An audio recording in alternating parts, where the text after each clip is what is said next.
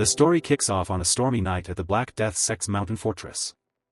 A lone figure stands in the drenching rain with his face hidden under a wide bamboo hat, introducing us to Dong Bongsu, the nameless swordsman who's been systematically dismantling evil sects. Thunder crashes as lightning illuminates the dark fortress to set a perfectly dramatic mood. The sect members completely lose their minds and start screaming for blood as they spot the intruder. Suddenly they're all over him like a horde of angry hornets. He reaches for his blade and starts the massacre. The rain-slicked ground is quickly painted red as Bongsu carves through the mob. More thugs charge and shouting for his head. Bongsu moves like a blur of steel and shadows while leaving a trail of bodies in his wake. A massive thug thinks he's finally found an opening and lunges at Bongsu with everything he's got. This guy screams while convinced he's caught the legendary swordsman off guard. Suddenly a strange digital glitch ripples through the air as Bongsu reflects the strike perfectly. The thug's last thought wonder how he did that. Bongsu's gaze is cold and calculating. The courtyard falls silent now that it's filled with dozens of corpses. He heads straight toward the main hall where the big boss is waiting for him. Inside the hall is leader of the Black Death sect. This old man has snake-like features and a powerful aura. He awaits in the thunderstorm for Bongsu. Lightning strikes as he suddenly stands before him dripping with the blood of his victims. The storm rages outside as these two face off in a tense battle of wills. The old man asks if he's the nameless swordsman. Bongsu stands there stone cold. The sect leader mocks Bongsu for hiding his face, wondering why a supposed hero of justice would need to wrap himself up like a coward. Bongsu finally breaks his silence and casually admits he's actually not a hero at all. The leader is completely baffled, wondering why someone who isn't righteous would spend all their time hunting down and brutally slaughtering evil factions like the Black Death sect. Bongsu reveals his glowing red eyes and chillingly declares that he was never a righteous swordsman to begin with. Realizing the world has been worshipping a fake, the old leader can't help but laugh. Our boy shrugs it off, explaining that he never lied to anyone, people simply chose to believe he was a savior. The sect leader stops talking and finally reaches for his blade to settle this once and for all. He draws his sword with a powerful surge of blue energy, preparing for a desperate final stand against the terrifying Psychopath. The old man challenges Bongsu to come at him with everything he's got. It's a clash of titans in the pouring rain. The battle turns into a chaotic blur of glowing eyes and flashing blades. Outside, the mountain fortress of the Black Death sect stands silent against the storm. A blood-stained blade drips in the drenching rain. Dong Bongsu walks out from the gates. He grips his sword with a chilling grin, clearly satisfied with the carnage. With messy hair and eyes glowing with pure euphoria, this psychopath is ready to continue his hunt, proving that the Murim has never seen a monster like him. A massive army marches toward the gates of the legendary Manhwa sect. They find the gates in ruins and has been completely obliterated. The martial arts masters are horrified by the carnage as they notice someone approaching. A blood-soaked figure emerges from the wreckage. The leaders recognize the uniform of a plum blossom swordsman and are shocked to see anyone still alive.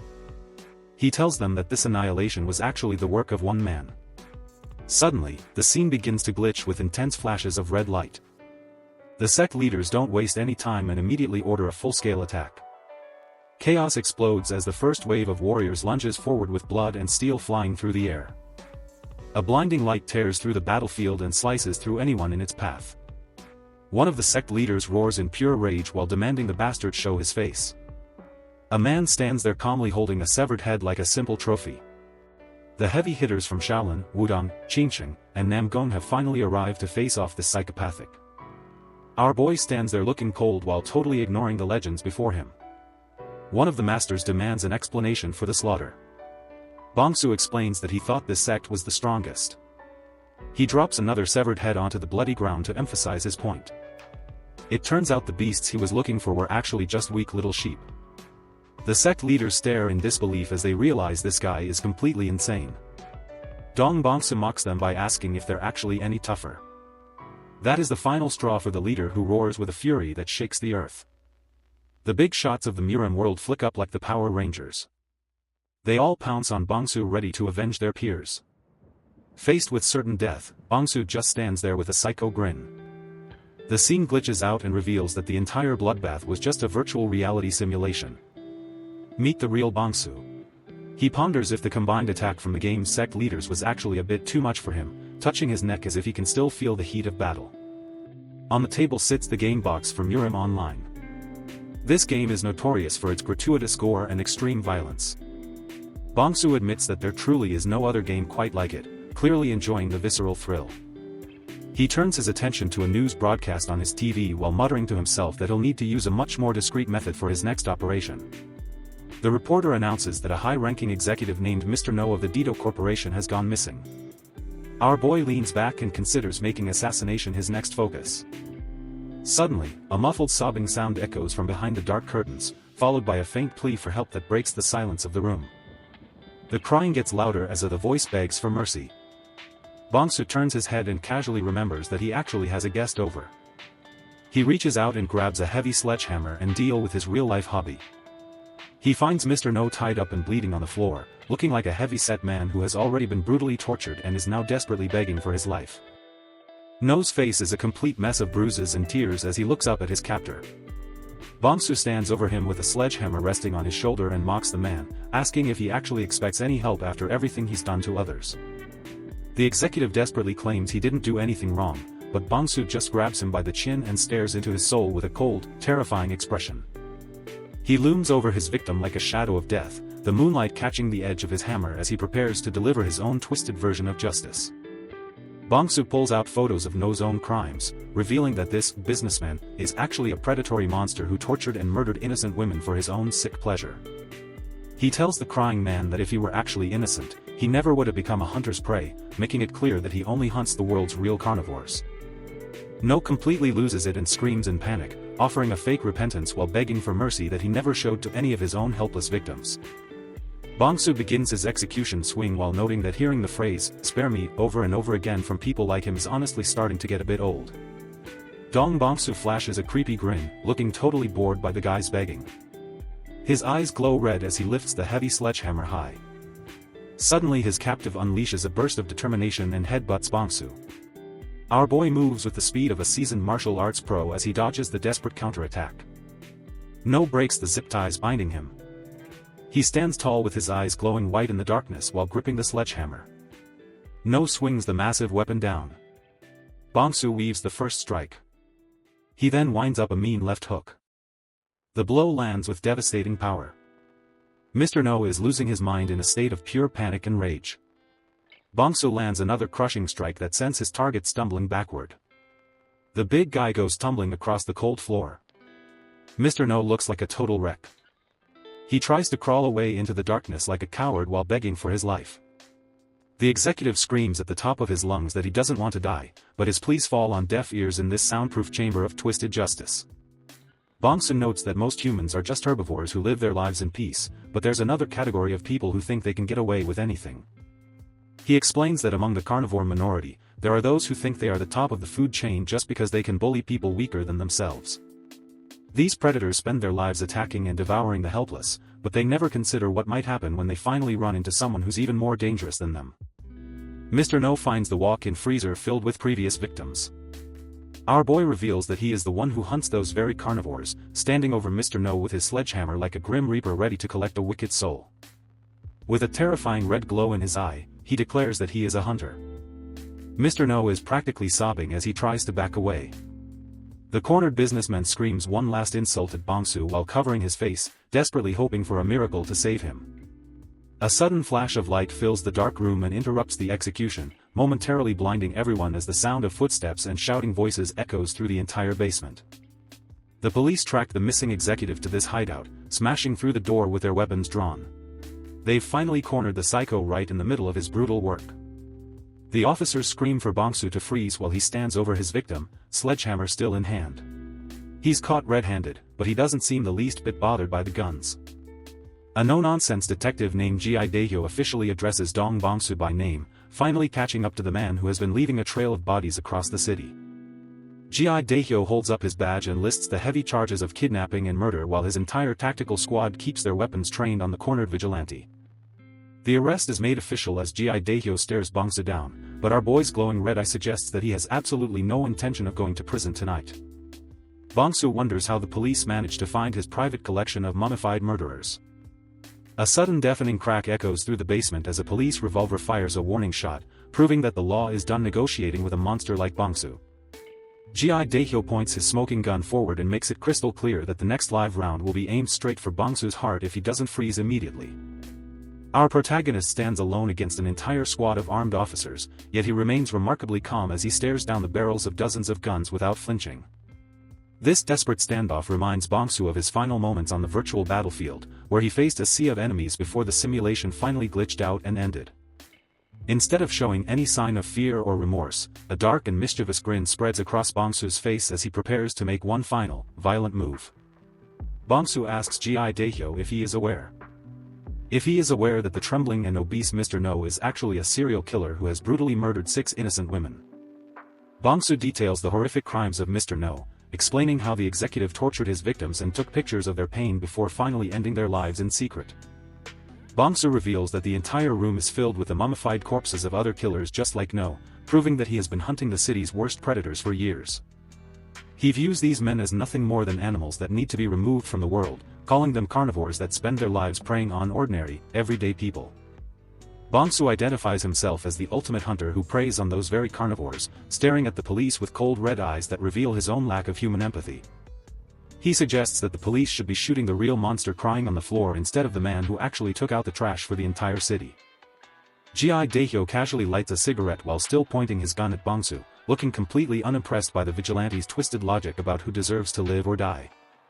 From the perspective of the law, the detective only sees a dangerous psychopath who needs to be stopped before he can kidnap and kill anyone else in his basement. Bongsu realizes that talking to a cop is a complete waste of time and lets out a mocking laugh as he prepares to finish his business with his hammer. He tightens his grip on the handle of his sledgehammer for one last act of defiance, deciding to end Mr. No's life even if it costs him his own. Gi Daehyo screams for him to stop and pulls the trigger as Bongsu makes his move, the muzzle flash lighting up the dark basement for a split second. A bullet tears through the air as Bongsu crushes Mr. No's skull. As he dies, Bongsu wishes for a second life in a world filled with beasts he can kill to his heart's content, specifically a place just like the Murim. Everything fades to black as Bongsu leaves his old life behind. The basement and the police disappear, pulling him away from the modern world and into a brand new reality. He suddenly hits the water and bolts upright, eyes snapping open in total shock. Our boy realizes he's definitely not in his apartment or the virtual reality game anymore. Bongsu gasps for air in a state of utter confusion, remembering clearly that he was just shot by the police but somehow finding himself still breathing. A large martial artist in traditional robes looks down at him with a mix of shock and annoyance, apparently having expected the boy to be dead by now. Without a single word of explanation, the man aggressively grabs Bongsu by the collar. The unknown martial artist looms over him and complains about the sheer effort it took to drag Bongsu's pathetic body all the way from the marketplace. Our protagonist is unceremoniously tossed into a dark, cold room as the man warns him that he'll be nothing more than dead meat by tomorrow morning. As the door slams shut, Bongsu's signature red eye begins to glow in the darkness, proving that the hunter's spirit hasn't been dampened by a little transmigration. He grabs a nearby rock, ready to do more hunting. Then a sudden surge of agonizing pain ripples through his new form. He collapses to the ground while cursing the frail state of his current physical vessel, which feels completely different from the athletic body he used to possess. Bongsu stares at his own thin and scarred hands in the moonlight, slowly realizing that the life he once knew has been completely replaced by something else. The shocking truth finally sinks in as he looks down at his emaciated and unfamiliar frame, confirming that he has indeed inhabited a body that isn't his own. He examines the horrific wounds and scars covering his new torso, wondering what kind of brutal life the original owner of this body must have endured. Looking up at the full moon through the small window, Bongsu realizes that the architecture and atmosphere of this place feel hauntingly familiar to him. He takes in the breathtaking view of a massive martial arts sect nestled in the mountains, finally connecting the dots between reality and the game he once played. Kneeling on the cold floor, he whispers the name of the world he's been obsessed with for years, finally confirming that he has entered the Murim. The weight of the situation hits him as he sits alone in the darkness, moving through various stages of shock while contemplating his new existence in this brutal land. A single tear escapes his eye as he looks down at his trembling hands, but it's not clear if he's crying from pain or pure, unadulterated excitement. A twisted sense of satisfaction washes over Bongsu as he realizes that his final wish for a world full of beasts has actually come true. A familiar system notification chimes in his mind, officially welcoming the player Dong Bongsu to the lethal reality of Murim Online. Bongsu breaks out into a terrifyingly manic grin as he accepts his new life in a world where the strongest make the rules and predators roam free. Sosum has spent 2 weeks cleaning horse stalls as the orphan slave, Sosum. Suddenly, a bully named Machiel kicks the doors open. This guy never misses a chance to torment the weak, and today he's looking for someone to do his dirty work. Sosum looks up, immediately putting on his best pathetic act. He knows he has to keep his head down to survive among these predators while he plans his next move. Machiel covers his nose in disgust, ordering the kid to follow him. He doesn't care about the chores, he just wants the orphan to handle a task in the courtyard. Our protagonist stutters out a weak excuse about being busy. It's all a calculated performance, but the bully isn't interested in hearing a slave talk back to him today. Machiel snaps, grabbing Sosum by the throat with brutal force. He doesn't care about the stables, he just wants the kid to shut up and obey his orders right now. The look on this creep's face says it all. He views the orphan as an insect to be crushed whenever he feels slightly inconvenienced by the boy's very existence. He lifts Sosum into the air, choking the life out of him. The kid can only wheeze and cough as the bully reminds him of his place at the bottom. Machiel leans in close, his eyes glowing with malice as he calls Sosum a slave. They arrive at a courtyard where a massive pile of weapons sits. An old man, blacksmith/laborer, stands there, looking tired and resigned to the constant bullying he witnesses daily. Another brutish bully, Guak Dongo, shows up to oversee the work. The old man asks where Machiel is, realizing he's stuck with this aggressive monster instead of the usual. Guak Dongo smirks, explaining that Machiel is busy drinking at the tavern. He's been left in charge, and he clearly intends to make Sosum's life a living hell today. This guy is even lazier than the last one, laughing about his partner's drinking. He views manual labor as something only trash, like our protagonist, should ever have to do. The old man watches in silence, his face etched with worry. He knows how brutal Guak Dongo can be when he's left alone with a defenseless target to torment. The pile of swords and spears is enormous, far too much for one kid. It's a death sentence for someone as weak as Sosum appears to be to the others. Guak Dongo lets out a loud, mocking laugh as he points at the orphan. He thinks it's hilarious to watch a human being struggle under the weight of metal. Without warning, the bulky bully kicks Sosum straight in the chest. He calls him a perfect horse for the labor, showing zero regard for the poor boy's life or health. Sosum collapses to the dirt, coughing violently as he tries to breathe. Guak Dongo towers over him like a demon, barking orders to get up. He doesn't care about the injury, he just wants the weapons moved by the slave immediately. He dumps the entire workload on Sosum before walking away with a cruel grin on his face. Left alone on the ground, Sosum stares at the dirt as his tormentor leaves. The old man looks on, his eyes wide with a mix of pity and fear.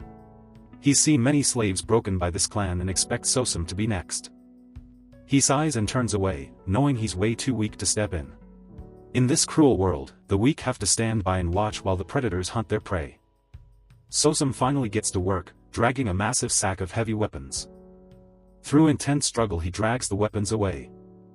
The sun begins to set over the massive Danri clan estate.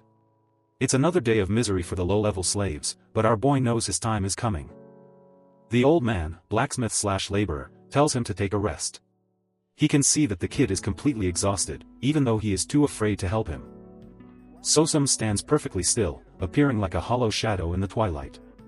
The old man notes that he looks so pale he might drop dead on the spot. Sosum stutters out a weak excuse, saying he is fine.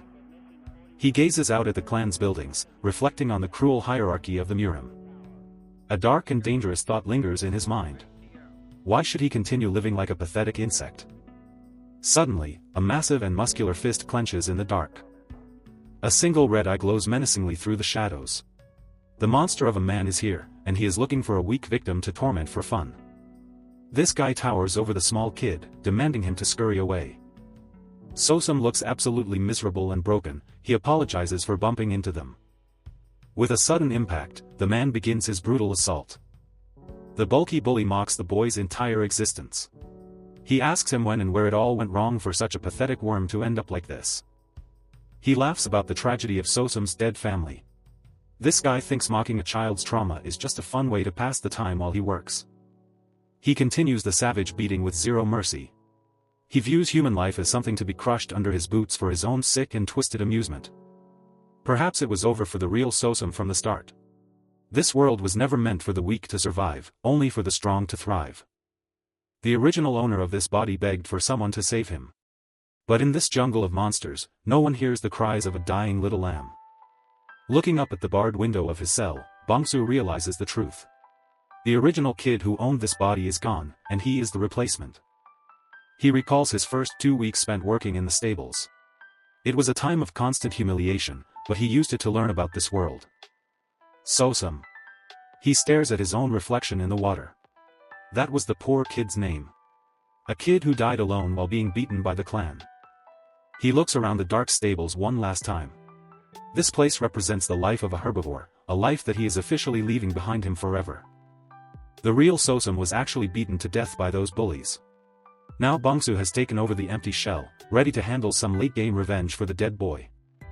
Right then, a weird blue glitch flickers right in front of his eyes. This guy is stunned. It looks like the Murim online system has actually tracked him down. A status window suddenly appears in his vision, welcoming our boy to the real-life version of Murim Online. It's exactly like the game he played back in his original world. The sun rises over the Danri clan estate. It is a beautiful morning for everyone except poor Sosum, who is stuck cleaning out horse stalls for the bullies again today. Machiel is fuming as he walks through the courtyard. He absolutely hates being stuck cleaning up after other people's messes all day while the higher-ups get to have all the fun. Turns out he ran into a guy named Pengdorang earlier, who apparently has a legendary rotten temper. Machiel had to take the heat, and now he is looking for a victim. Meet Pengdorang, a massive wall of muscle who looks like he eats beginners for breakfast. This guy is famous in the clan for having zero patience and a very heavy hand. Machiel is completely losing his mind. He cannot stand the idea of serving a pathetic little worm like our boy, and he is taking every single bit of his frustration out. A very dark thought crosses his mind as he glares at the stable. He is seriously considering just killing the kid right now to end all of his annoying little troubles. But he hesitates for a moment. Catching a murder charge within this prestigious clan isn't exactly part of his long-term plan for survival, so he tries to calm his rage down. It is just too risky. If he gets caught, it would be his own neck on the chopping block first. So, he decides to just kick the stable door instead of the kid. He screams about Sosum causing him so much trouble and throws a bowl of food straight at him. Truly a class act from a mid-level bully who has nothing better to do. Our boy sits there in the dark, silently taking the abuse while the bowl clatters loudly on the floor. He has learned that staying quiet is the best way to survive. He looks completely exhausted and wounded, but his eyes say that he is secretly counting down the seconds until he can strike. Time flies when you are a slave. Exactly 2 weeks have passed since Bongsu woke up in this mess, and he is finally starting to understand the layout of this new world. He has been busy gathering all sorts of information from Machiel and the world outside these miserable stables.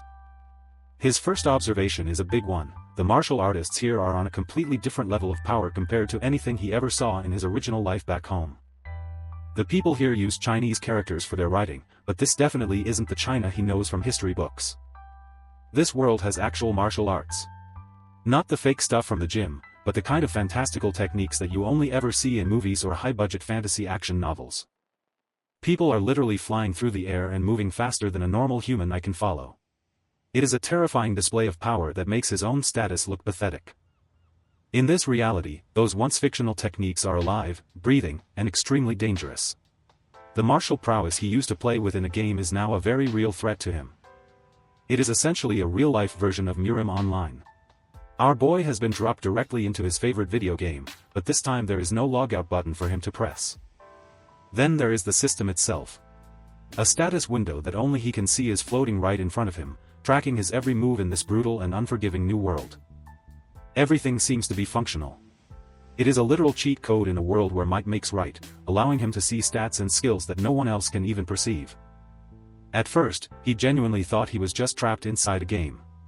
A virtual reality dream that he simply couldn't wake up from, no matter how hard he tried to find a way. The stinging pain and the dirt under his nails feel way too real for some game. This guy clenches his fist, realizing this is reality, and there's no easy escape for him. Then there's the people around him. They don't act like scripted NPCs, they have real emotions and a nasty streak that no machine could fake, making them feel dangerously alive.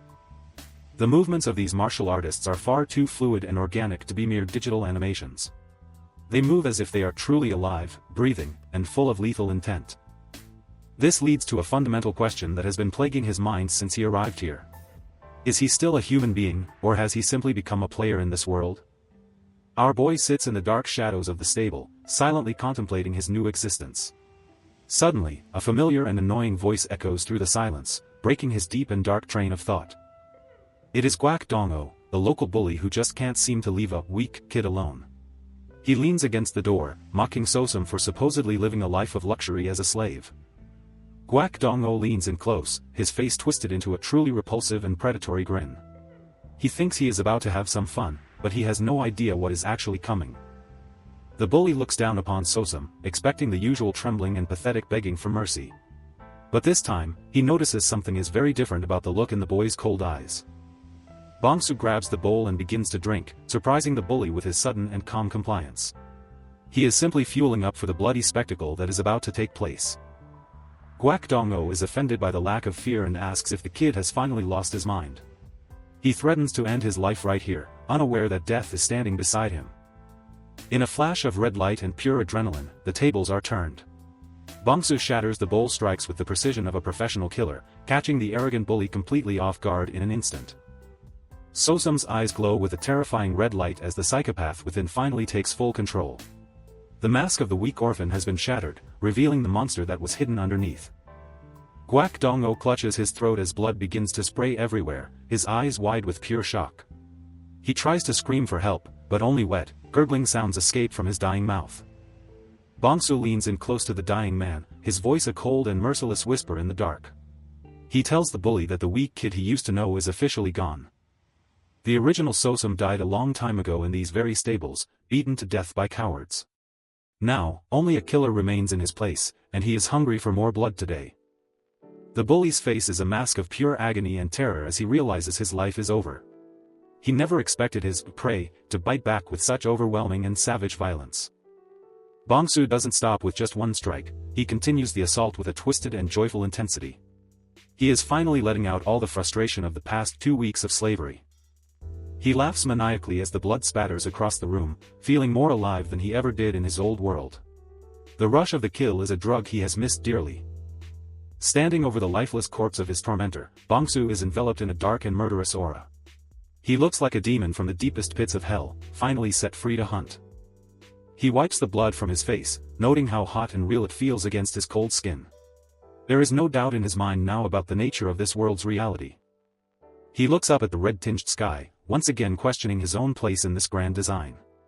Am I a human, a player, or something entirely new that this world isn't ready for? But in the end, he realizes that the answer to that question simply doesn't matter anymore. His old life is gone, and his new life is just beginning to take its bloody shape. This place is not a dream or a game, it is an undeniable and brutal reality. The pain, the blood, and the thrill are far too intense to be anything else but real. He finally understands the one true law that governs this entire world of martial arts and madness. It is something he felt from Gwak Dong-o and even from the pathetic Machil. In this world, being weak basically makes you a snack for the strong. Only the powerful get any respect, while everyone else is just a target waiting to be taken out. If that's how things work here, then our boy fits in just fine. He stares into the dark, ready to become the most dangerous monster this Murim has ever seen. In a world governed by the laws of the jungle, our boy realizes he no longer has to hide his twisted nature. He can finally hunt and kill to his heart's content. He sees himself as a lone wolf, a predator born for the slaughter. In this new world, people like him aren't outcasts, they are the ones who are meant to rule. But he knows he isn't the only monster out there. Even more terrifying and powerful carnivores are roaming free in this vast, blood-soaked jungle that the locals call the Murim world. His current body is weak and broken, but he knows that won't last forever. As soon as he fully recovers his strength, he is going to continue his glorious new hunt. Bongsu wipes the warm blood from his face, his lips curled into a truly terrifying and psychopathic grin. He is finally home, and he plans to enjoy every single bloody moment. He reaches out toward the light, hitting the honored one pose as he's ready to claim his place at the top of the food chain. This is the land of true predators, and he is the hungriest of all. The Danri clan estate stands tall in the moonlight, unaware of the monster growing within its walls. This is where his legend in this new Murim will officially begin today. After his first kill, Dong Bongsu sits calmly in the blood-stained stables. He isn't traumatized, he's just thinking about his next move in this strange new world. There was something important to verify about the Murim online mechanics. He focuses, calling out a command that shouldn't exist in the real world, but it actually does. The inventory screen flickers to life, looking like a blue swirling portal. It's a classic RPG trope, but here, it feels far more tangible and dangerously powerful now. Our boy stares at the glowing square, noticing something is off. This isn't the standard grid system he remembers from the game. It's something much more broken. In the original game, the inventory was just a boring list of slots. Each item took up space in a rigid, digital menu that limited your storage. But this glitched version is a single, massive void. It looks more like a pocket dimension than a storage bag, and the possibilities for him are endless. Dong Bongsu tentatively reaches his hand toward the swirling blue ripples. He wants to see if he can physically interact with this massive storage space right now. The space inside feels absolutely huge, spanning hundreds of square meters. This guy realized he just hit the jackpot for hiding evidence and carrying tons of loot. He turns his gaze toward the massive corpse of Guak Dong-o lying nearby. It was time for the first real experiment to see if this system worked. This guy recalled how it functioned in the game and prepared the command. If this worked, the bloodiest part of his crime would simply cease to exist. He places his hand over the dead man's face, whispering the "store" command. The system hums as it prepares to process a massive amount of physical data. Suddenly, the corpse begins to glitch out, flickering like a corrupted save file. The reality of the world itself seemed to buckle under the system's power. Within seconds, the body vanished into thin air, leaving only bloodstains behind. Dong Bongsu watches the empty floor, a cold realization finally dawning on his face. The entire room was now empty of any immediate physical evidence. This guy just found the perfect tool for a psychopath to operate without ever getting caught. He stares at his hand, eyes glowing with a sinister red light. This ability was incredibly broken, and he already knew exactly how to make use of it. But a new question pops into his head: can living things survive inside that void? If they can, would they stay alive, or would they just vanish? The thought makes him grin like a total maniac. He'd have to find a volunteer for that experiment soon, but for now, he had a role to play. The scene shifts to the market square under a bright sky. It's a peaceful day for everyone else, completely unaware a monster is walking among them now. Dong Bongsu has fully embraced his Tsosum persona, sweeping the grounds like a lowly servant. He keeps his head down, blending perfectly into the background noise today. His superior, Machiel, starts mocking him with a cruel grin. This guy is a typical bully who enjoys picking on anyone he thinks is weaker than himself. Our boy endures the insults with a blank expression, but his eyes tell a story. Behind that pathetic mask, the predator is already sizing up his prey. Suddenly Machi smacks his head. Machiel keeps barking orders, calling him a pathetic mute who finally learned his place. He has no idea that he's currently talking to a literal psychopath. Dong Bongsu puts on this totally vacant, idiotic smile, making weird noises like he's actually lost it. It's a calculated act designed to make everyone lower their guard. Machiel pokes him aggressively, barking at him to quit slacking and get moving. The guy thinks he's in charge, but he's already falling for the Tsosum persona. Machiel points toward the stables, barkingly ordering Sosum to take the horse for a walk. Our boy just listens, playing the role of the obedient, brainless servant to perfection. Dong Bongsu lets out some incoherent stutters, bowing deeply while leaning on his broom. He's leaning into the Tsosum persona, making sure everyone thinks he's just a harmless, stuttering fool. Machiel clenches his fist in frustration, gritting his teeth at the sight of the pathetic servant. He wonders what he's even supposed to do with a guy who can't talk. Dong Bongsu leads the horse through the crowded city streets, looking completely dazed and out of place. He's walking right through the heart of town, blending in with the commoners. The market is bustling with activity, filled with vendors and busy shoppers. Nobody gives a second thought to the messy-haired stable boy walking past them with a tired-looking horse. Beneath those bangs, our boy's eyes are sharp and calculating. He's taking in every detail of the town, hiding his predatory instincts behind the mask of a lowly, weak servant. In a dark alleyway, a group of local kids watches him pass with mischievous, cruel grins. They've found their favorite target for the day, and they're getting ready to strike. Suddenly, a large rock flies through the air as the kids start their little game of target practice. They laugh and cheer, seeing how much they can annoy the town idiot. The stone hits Dong Bongsu right in the face, knocking his head back with a sharp crack. He doesn't even try to dodge, letting the abuse happen to maintain his cover. Blood trickles down his neck from the wound, but his expression remains vacant and empty. Most people would snap, but for a psychopath like him, this is just another calculation. The kids continue their taunting, making fun of the way he can't even talk anymore. They think they're just bullying a weakling, completely unaware of the monster they're actually poking. A dark, terrifying silhouette looms over the children, its eyes glowing with a cold, murderous intent. The predator is watching them from the shadows, silently noting every single one of them. One of the kids stops laughing, rubbing his eyes as if he just saw something truly terrifying. The playful atmosphere vanishes in an instant, replaced by a chilling, unexplainable fear. Dong Bongsu just pats the horse gently, letting out a few more idiotic noises for the crowd. He's playing the victim perfectly, making sure everyone sees him as a pathetic loser. He keeps walking, the horse trailing behind him as a passerby looks on with a confused expression. The act is working flawlessly, nobody suspects there's a killer hiding in plain sight. The kid shouts out another insult toward stuttering Sosum as he watches the boy return with the horse. Beneath the surface, the dark silhouette of the psychopath pulses with red energy. The townspeople see an idiot, but the narrative reveals the terrifying power lurking within this weak body. Machio grumbles to himself about being stuck with manual labor, complaining that someone of his status shouldn't be cleaning weapons. He's also wondering where Guak Dongo has disappeared to. The bully gazes at the closed doors of the armory, wondering if Guak Dongo just dropped dead somewhere. Little does he know, his associate has already been permanently deleted. He's startled when the door creaks open and Dong Bongsu steps out. Machio is confused, demanding to know why the lowly servant was inside the weapons storage room without permission. Machio's eye widens in pure shock as he looks past the servant into the room. He can't believe what he's seeing, and for a second, he completely forgets to be angry. Every single weapon in the armory is shining and polished to a brilliant gleam. The entire room looks brand new, a task that should have taken Machio hours of effort. Machio is totally stunned, staring at the mountain of finished work. He demands to know if this idiot actually did everything himself, unable to wrap his head around the sudden efficiency. Sosum just leans on his broom, nodding enthusiastically with a creepy, wide grin. He's playing the role of a good boy perfectly, making the bully question everything he knew about the kid. Machio stared at Sosum in disbelief, noticing the kid had changed completely after his near-death experience. He was working harder than ever, even doing tasks without being told once.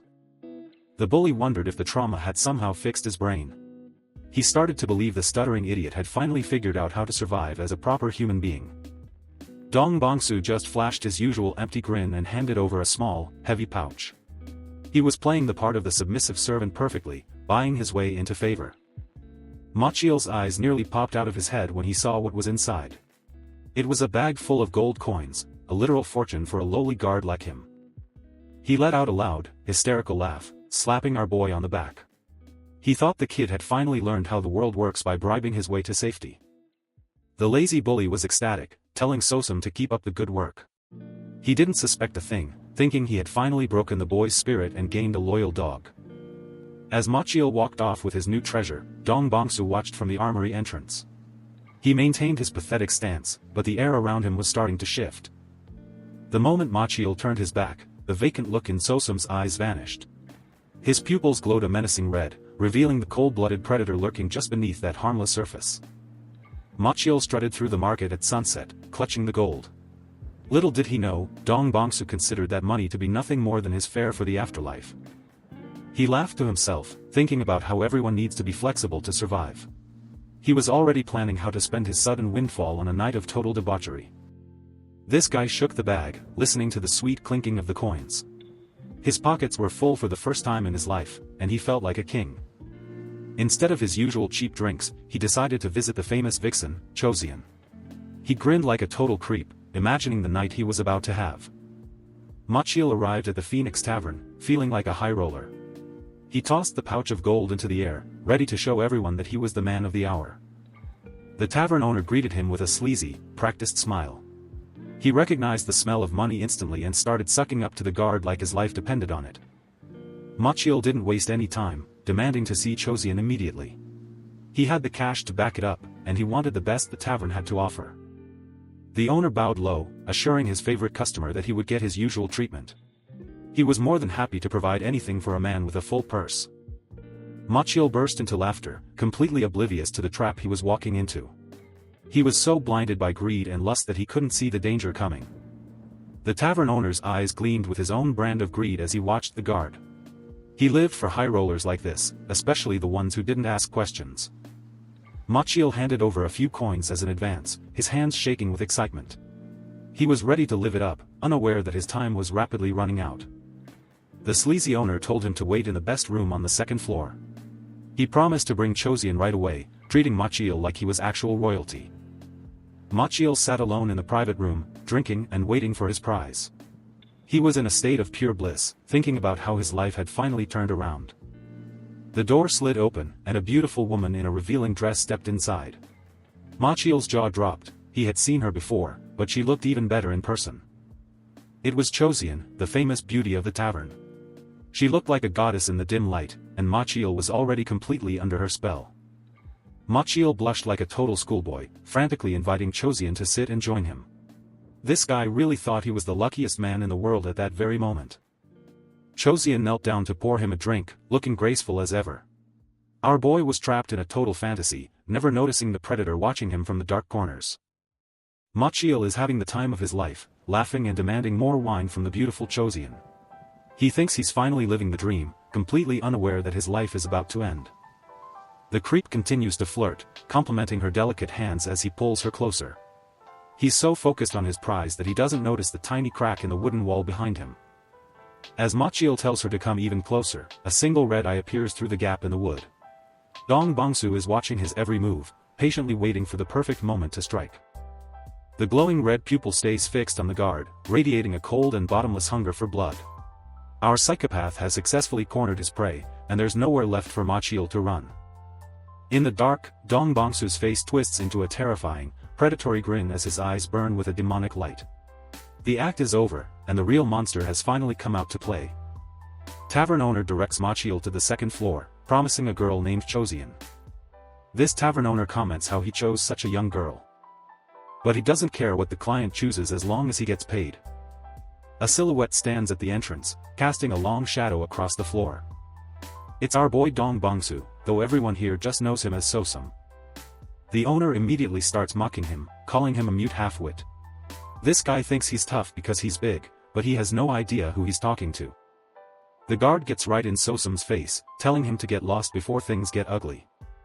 Instead of fighting, our boy just presents another heavy bag of coins. Pure neuron activation. Bongsu keeps up the act, stuttering out another vixen's name. The owner greedily snatches the bag. He doesn't care if the customer is a mute as long as the payment is heavy and the gold is real. He peeks inside and sees everything he needs. This guy is grinning so hard his face might split in half. He quickly tells Sosum to head upstairs, treating him like royalty now that he's seen the size of that bag. Bongsu walks into the tavern, his eyes fixed on the second floor. He's not here for a good time, he's here to test out his new system on a real target. Inside the room, Machiel is half undressed and acting like a king. He doesn't even notice the shadow slipping through the doorway behind him until it's too late. Machiel starts flexing his muscles and bragging about his stamina like a typical arrogant brute. He thinks he's the ultimate predator in this room, totally unaware that a real monster just arrived. Our boy Bongsu doesn't waste any time with fancy martial arts. He quietly unrolls a long piece of cloth, preparing to use a serial killer's favorite tool for a very silent hunt. In one swift motion, he strikes from the shadows. The brute doesn't even have time to turn around before the cloth is wrapped tightly around his thick, sweaty neck. Machiel's eyes bulge out in total shock as he suddenly finds himself unable to breathe. He tries to scream, but the only sound coming out is a muffled, pathetic gasp for air. The garrote sinks deep into his skin as the struggle begins. This isn't a fair fight, it's an execution. The brute tries to claw at the cloth, realizing his life is slipping away. He finally gets a look at the mute halfwit and sees the cold, predatory gaze of a killer. Bongsu holds on with terrifying strength, as Machiel snaps back. They both come tumbling down, but Bongsu's grip doesn't let up. Machiel is down, struggling with the last bit of strength he has left. Bongsu's eyes are glowing a predatory red as he knows the end is near. He's absolutely bricked. Close up on those red eyes. They're wide with manic glee. He lets out a satisfied breath. Machiel thought he was a predator, but he was just the first mob Bongsu decided to farm for some experience. Chozian is huddled on the floor, quietly asleep. He looms over her, his silhouette casting a long, dark shadow. The vibe is incredibly creepy as he decides whether she's even worth the effort of a proper hunt. His gaze is cold and analytical. He's not looking at her with pity or lust, he labels her an herbivore. She has no strength and no will to fight back, which makes her a boring target that isn't even worth his precious time or effort. Leaving the girl behind, he turns toward the exit. The room is a total mess, but our boy is already thinking about his next move and his long-term leveling strategy. He places his bandaged hand on the wall, testing out his next trick. It's time to see if his special inventory glitch works on more than just inanimate items and gear. A blue light flares up as he activates his inventory. He's literally going to store the crime scene to hide the evidence and clean up his mess in one go. Our boy is pretty proud of himself for practicing with his inventory. It's the ultimate tool for a serial killer who wants to stay under the radar in this world. He sits back, reflecting on how useful this pocket dimension will be for his future hunts. No body, no crime, and infinite space for all of his potential future targets. A system screen pops up, confirming his theories. Sweet gain in experience points. Killing people actually works like killing monsters in a video game. He realizes that in this lawless world, humans are the best source of XP. It's a simple loop: kill people, get experience, and level up to get stronger. The more he levels, the easier it becomes to find even better and stronger prey. His eyes glow even brighter as he thinks about the efficiency. Faster hunts mean faster leveling, and that means he can reach the top of this world in no time. He lays back, soaking in the realization that he can become infinitely strong. For a psychopath like him, this world is a literal paradise on earth for his dark desires. Our boy frames the dead man's face with his hands, mocking him like a cameraman. It's a real shame he can't take a selfie to celebrate his very first kill. The tavern owner waits downstairs, completely oblivious to the fresh corpse right above his head. This greedy dude has a long history of forcing his girls into some pretty dark situations. Suddenly one of his girls bursts through the hallway. She asks if the client is already inside. This greedy creep yells at her to hurry up. She apologizes for being late as she slips into the room. In regard to Machil, the owner is getting impatient. It's been way too long. He knocks loudly, calling for Machil and Chozian to come out. But there's only silence coming from behind the door. The tavern owner's face scrunches up in anger.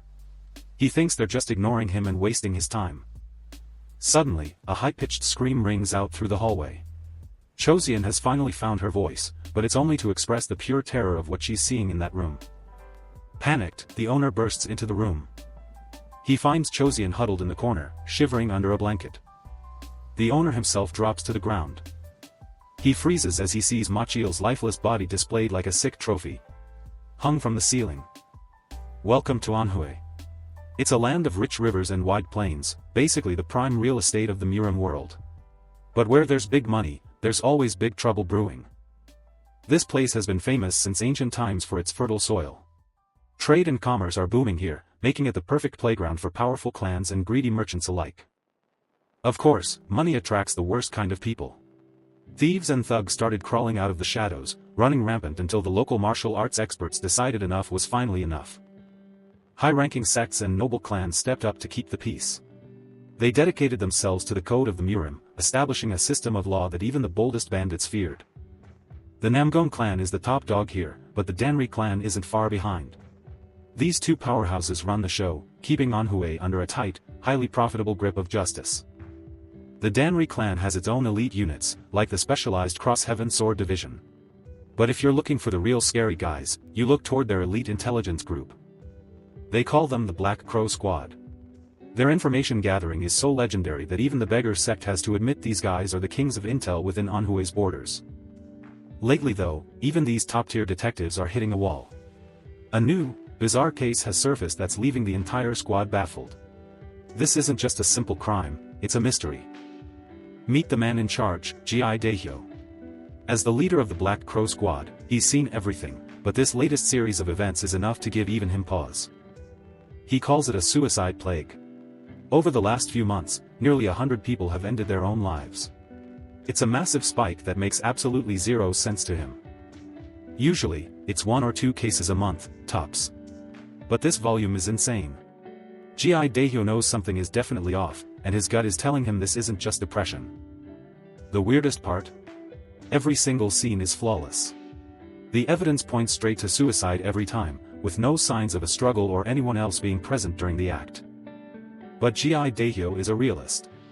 He knows that perfect usually means someone worked very hard to make it look that way. He's determined to find the crack in this facade. He starts at the beginning, asking about the first victim. It turns out it was an armory artisan named Ma Chil. A man who seemingly had no reason to end it all. This Ma Chil was actually a member of the Danri clan. That makes it personal. Gi Daehyo's gaze sharpens as he realizes the killer might be operating right under their very noses. He needs details, specifically where the body was found. If this was a murder disguised as a suicide, the location is the only place that might still hold a hidden clue. The setting was the Phoenix Tavern. It's a busy spot, which makes a perfect crime even harder to pull off. Yet, somehow, the killer managed to leave absolutely nothing behind. Gi Daehyo isn't the type to wait for reports. He decides to head there immediately. His subordinates are surprised, but he knows some things you just have to see with your eyes. He needs to stand where Ma Chil died. If there's a hidden entrance or a secret trick used to stage the scene, he's the only one with the experience to find it. They arrive at the Phoenix Tavern, a grand building buzzing with people. It's the last place you'd expect a silent assassin to strike, yet this is where the plague began. He steps into the room, his mind already calculating every possible angle. He's looking for anything out of place, a loose floorboard, a hidden seam, or a smell that shouldn't be. The tavern owner confirms the grim details. He and a girl named Chosian found Ma Chil hanging from the rafters. The scene was exactly as a suicide should look, sadly enough. But if this really was a string of murders, the question remains. How did the killer get inside a locked room, do the deed, and leave without alerting anyone in the tavern? Gi Daehyo scans the room, checking every door and window for signs of a break-in. Everything looks airtight, but the total lack of physical evidence is really starting to bother him. He's searched every corner, yet there's no way someone could have entered without being spotted. Since the ground level is a dead end, he turns his eyes toward the ceiling logs instead. Gi Daehyo continues his inspection of the room, focusing on the heavy wooden logs above. He's looking for any sign that the ceiling was used as a secret entry point. Every crack and groove in the wood is scrutinized under his sharp gaze. He knows that if a killer came through here, they'd have to leave at least one tiny clue. He realizes that removing these logs would provide the perfect passage for a silent assassin. It's the only logical explanation left for a crime scene that's otherwise completely airtight.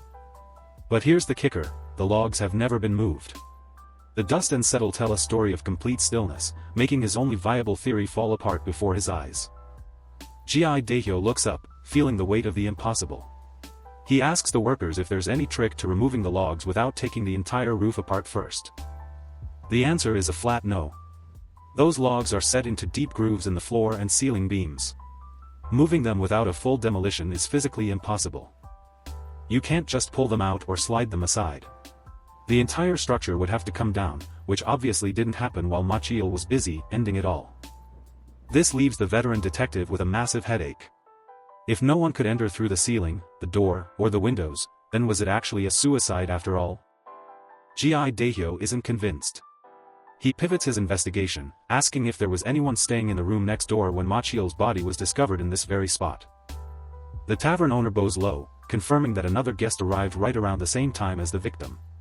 It seems the suicide room wasn't as isolated as they thought.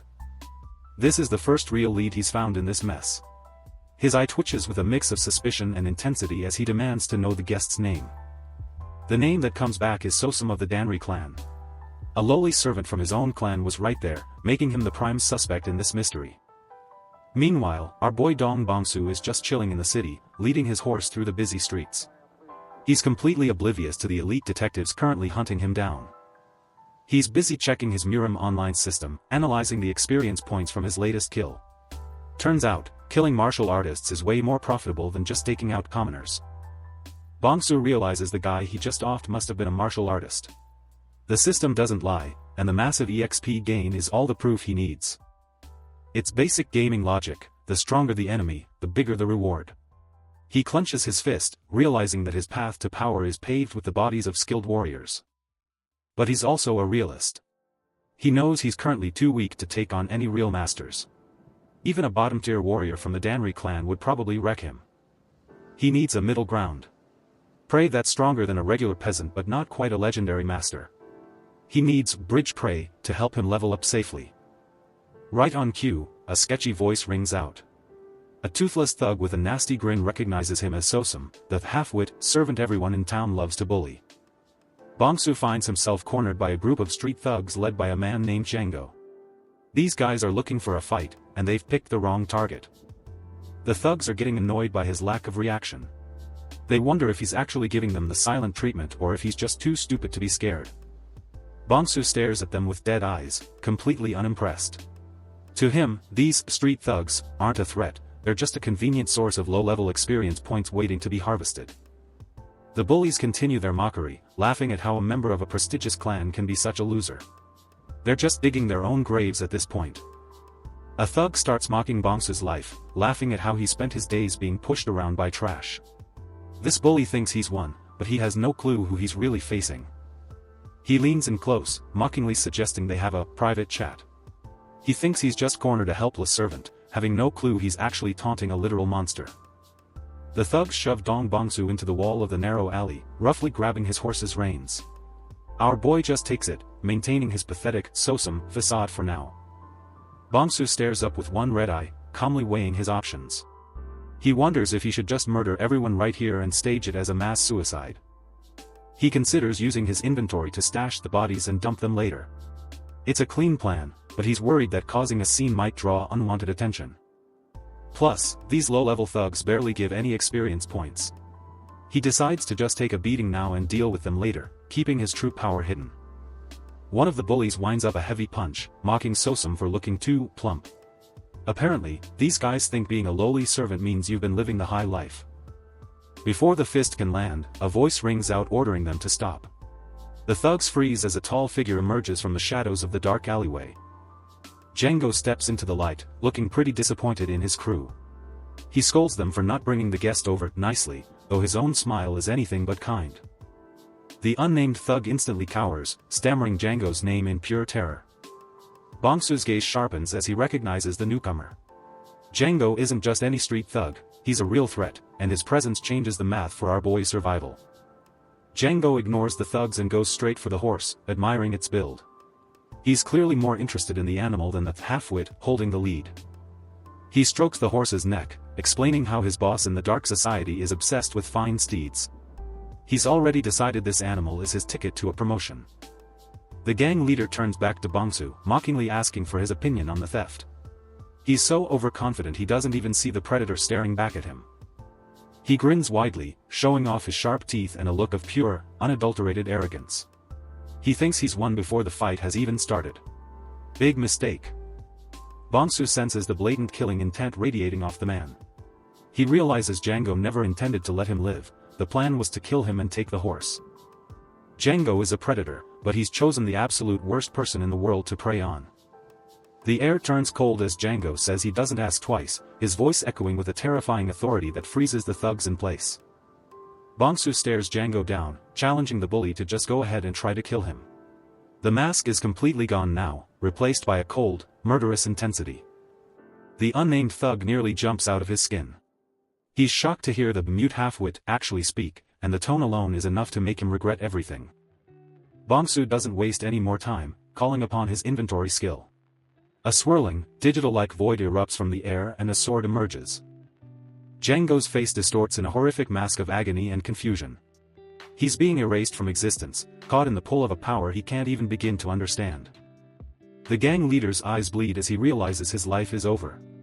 His final thought is a desperate, silent question: how could a lowly servant possess such monstrous power?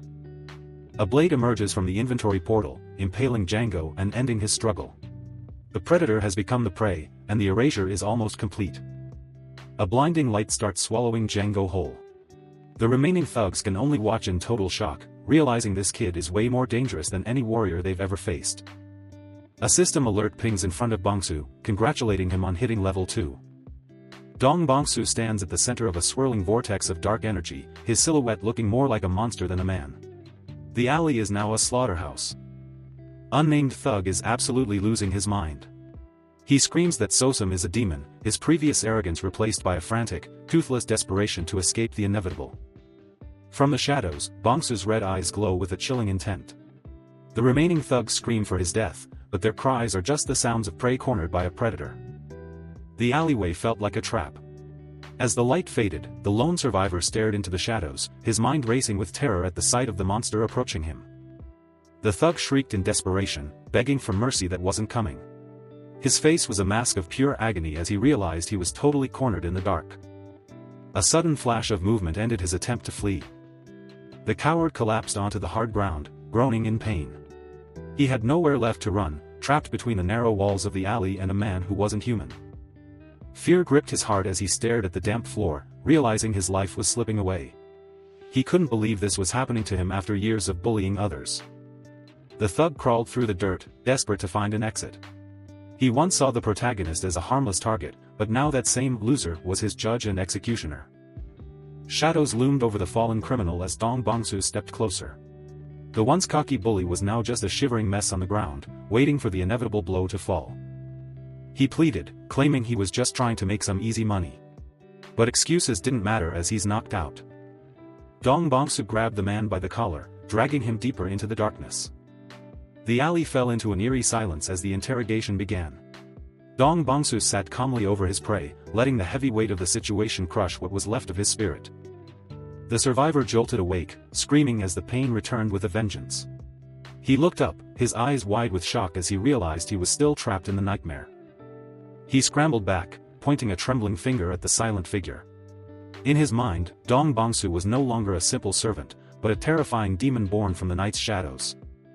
The thug knelt, sweating profusely while the protagonist loomed over him.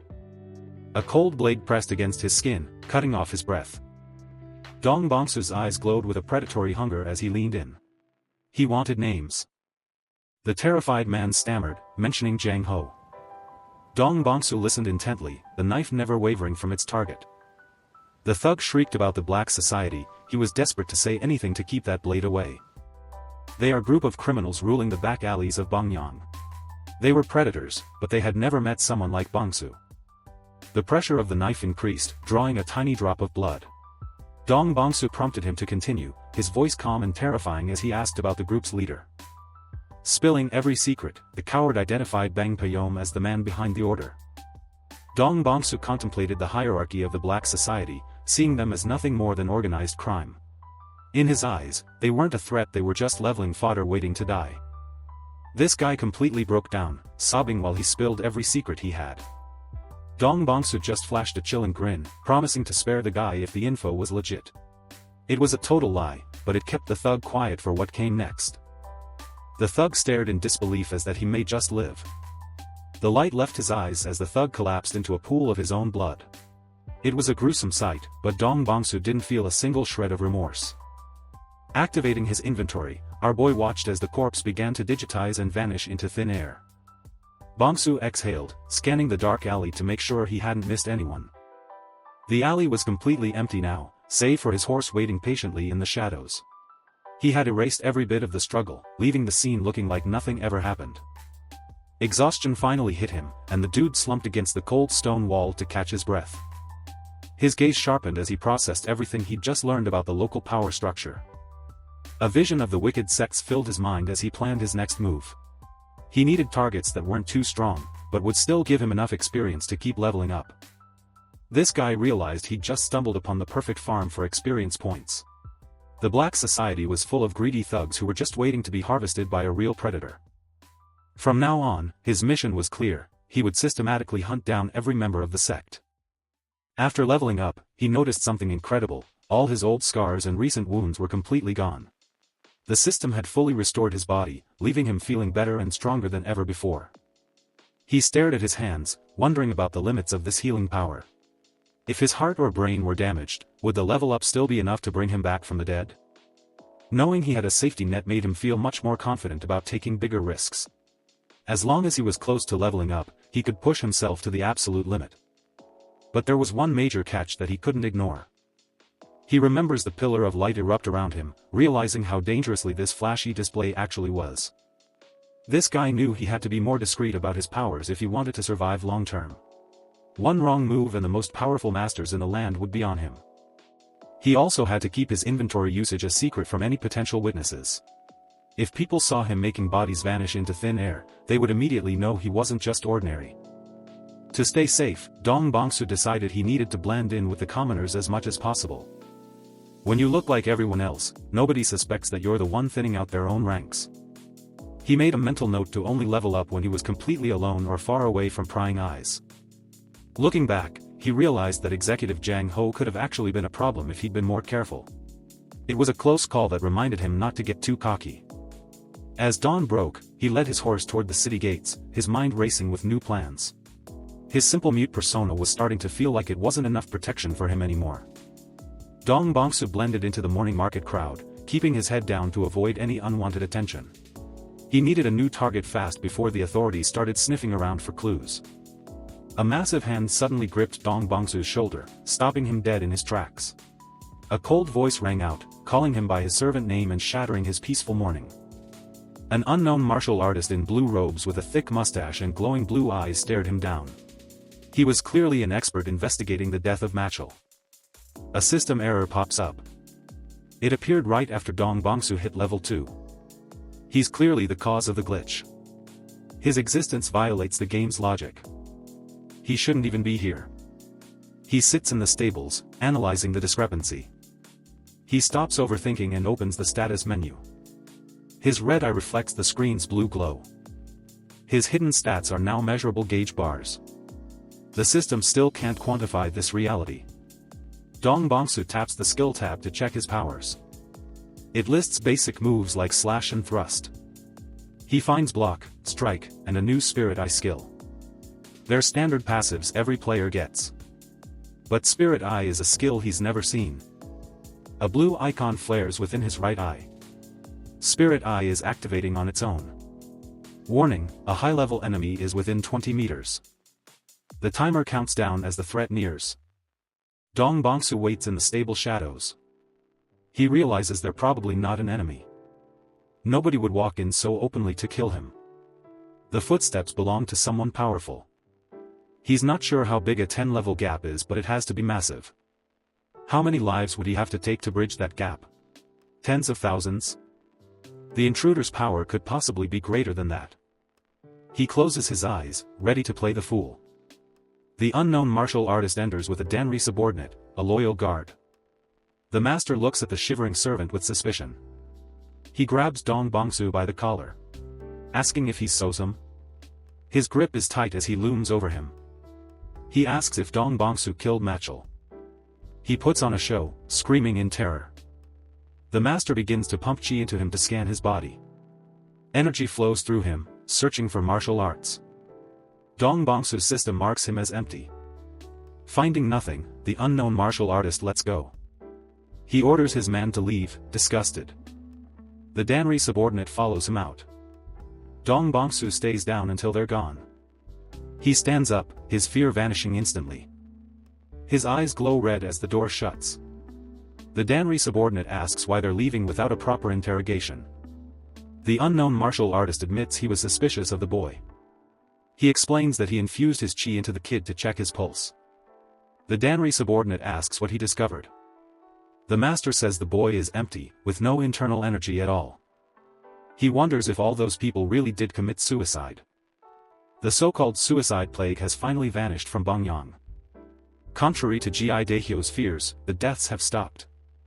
Instead, a new wind of slaughter begins to blow. Rain pours down on the city as the night deepens. Inside a tavern, the locals share drinks and gossip. A drunk patron asks if anyone has heard the latest news. The tavern owner mentions the nameless hero everyone is talking about. The drunk tells him to show some respect for the hero. He laughs, cheering for the man slaughtering the wicked sects. The tavern owner warns him to keep his voice down. The drunk shouts about the White Tiger Hall being wiped out. The tavern owner shushes him, fearing the Black Society's wrath. The drunk yells that the hero will smash those bastards soon. A dark silhouette watches the rowdy crowd from the rainy entrance. The mysterious figure walks off into the thunderstorm. He adjusts his straw hat, his face hidden in shadows. Lightning flashes as this predator arrives at his next target. A lone guard stands before the massive gates of the Black Snake sect, soaking in the heavy rain. He's barely staying awake, his head nodding as he fights off sleep on his shift. Suddenly, a loud shout snaps him out of his daze. His partner is fuming, screaming at him to stay sharp while he's on duty. He warns him that the nameless hero is out there right now, tearing through rival sects. The senior guard points out they're the only ones left on the list. He keeps lecturing, but his words trail off as he nods off again. He doesn't even have time to fully close his eyes before it all goes south. Blood sprays everywhere mid-sentence as the guard's head is cleanly taken off. The sleepy guard stares in horror as his partner's body collapses into the mud. Behind him, a dark figure with glowing eyes emerges from the storm. 3 heads are already rolling down the steps. Dong Bongsu doesn't do introductions. Bongsu looks on with a cold, detached gaze, his face half hidden by a mask. He pushes the heavy gates open, ready to turn this courtyard into a graveyard. He steps into the compound alone, facing down the entire Black Snake sect. The nameless swordsman walks calmly, his tattered cloak fluttering in the wind. Up on the walls, archers let loose a rain of arrows to stop his advance. Bongsu doesn't even break his stride as the first volley whistles toward him. A mob of swordsmen rushes out, thinking they have the numbers to take him. The guard captain steps forward, mocking him for actually showing his face. He calls Bongsu a rat, completely unaware he's talking to a monster. Bongsu stares down the army, letting them feel his aura. The captain screams for his men to kill the bastard once and for all. They pounce on Bongsu, but he stands firm. His blade glows with a sinister red energy as he prepares his attack. One swing is all it takes to cut through flesh and armor like they're nothing. The attackers' faces twist in pure terror as they realize they're completely outclassed. Bongsu is a whirlwind of destruction, moving too fast for anyone to track. Limbs fly as he carves his way toward the center of the compound. The sect members can only watch in shock as their comrades are butchered in seconds. A group tries to pin him down, but Bongsu is already preparing his next move. He unleashes a massive horizontal slash, catching everyone within reach. It's not a fight, it's a harvest. The courtyard is quickly turning red. Bongsu plunges his sword through 2 men at once without looking. The blade cleanly pierces through both of them with a flash of red energy. They paralyzed by the sight of the absolute carnage. Suddenly his blade gets stuck within those 2 poor smucks. Another thug rushes him from behind, gloating about finally catching the cowardly prick. He thinks he's won, he leaps into the air for the kill. Bongsu doesn't struggle. He just smiles behind his mask, his eyes flashing red. The big guy tells him to stay still while they take his head. Suddenly, a digital glitch tears through the air. Bongsu activates his inventory, materializing a sword right through the head of the man holding him. The big guy's eyes bulge in disbelief as he realizes the blade came from thin air. Bongsu looks back with a chilling, bloodshot gaze, his mask now stained with fresh gore. In the chaos, one of the remaining thugs manages to stab Bongsu, thinking he's finally landed a killing blow. Bongsu is pushed back by the blow. He laughs, bragging to his boys that he finally got a piece of the legendary nameless hero. He mocks Bongsu, calling him a mere human pretending to be a monster. The surrounding criminals join in, their faces twisted with a cruel, smug sense of victory. They truly believe they found a human they can finally kill. But then, Bongsu begins to move his hand toward his face, completely ignoring the wound. His mask falls into the mud, landing with a wet thud that signals the end of his restraint. The thugs stop laughing, baffled by why the man they just wounded is currently chuckling. Dong Bongsu reveals his true face, eyes glowing like burning embers as he lets out a manic laugh. He isn't a hero, he's a monster who finds the entire situation intoxicating. Meanwhile, tucked away in the shadows, another cowardly criminal watches his comrades get shredded. The screams from the courtyard suddenly die down, replaced by a silence more terrifying than the noise. He desperately tries to justify his life, listing off human trafficking and extortion like they're minor hobbies. He complains that there are worse people in the world, so why is this monster targeting them? Thinking fast, he decides to use a hidden back path to escape the slaughter. It's a direct line to the leader's estate, the infamous Paradise Manor. He tells himself he can take the bastard down if he plays it smart in the shadows. He rallies a few remaining archers, hoping the darkness will give them an edge. He spots Bongsu's silhouette at the gate and prepares his final ambush. He screams for his men to fire, throwing every arrow they have at the lone swordsman. A lethal volley rains down, obscuring Bongsu in a cloud of wooden shafts. The coward holds his breath, praying that the target is finally pinned to the ground. A sickening crunch echoes through the air as the first head is crushed like a grape. In an instant, blood fountains into the rain as Bongsu tears through the archer nest. The darkness didn't protect them, it just made it easier for Bongsu to hide.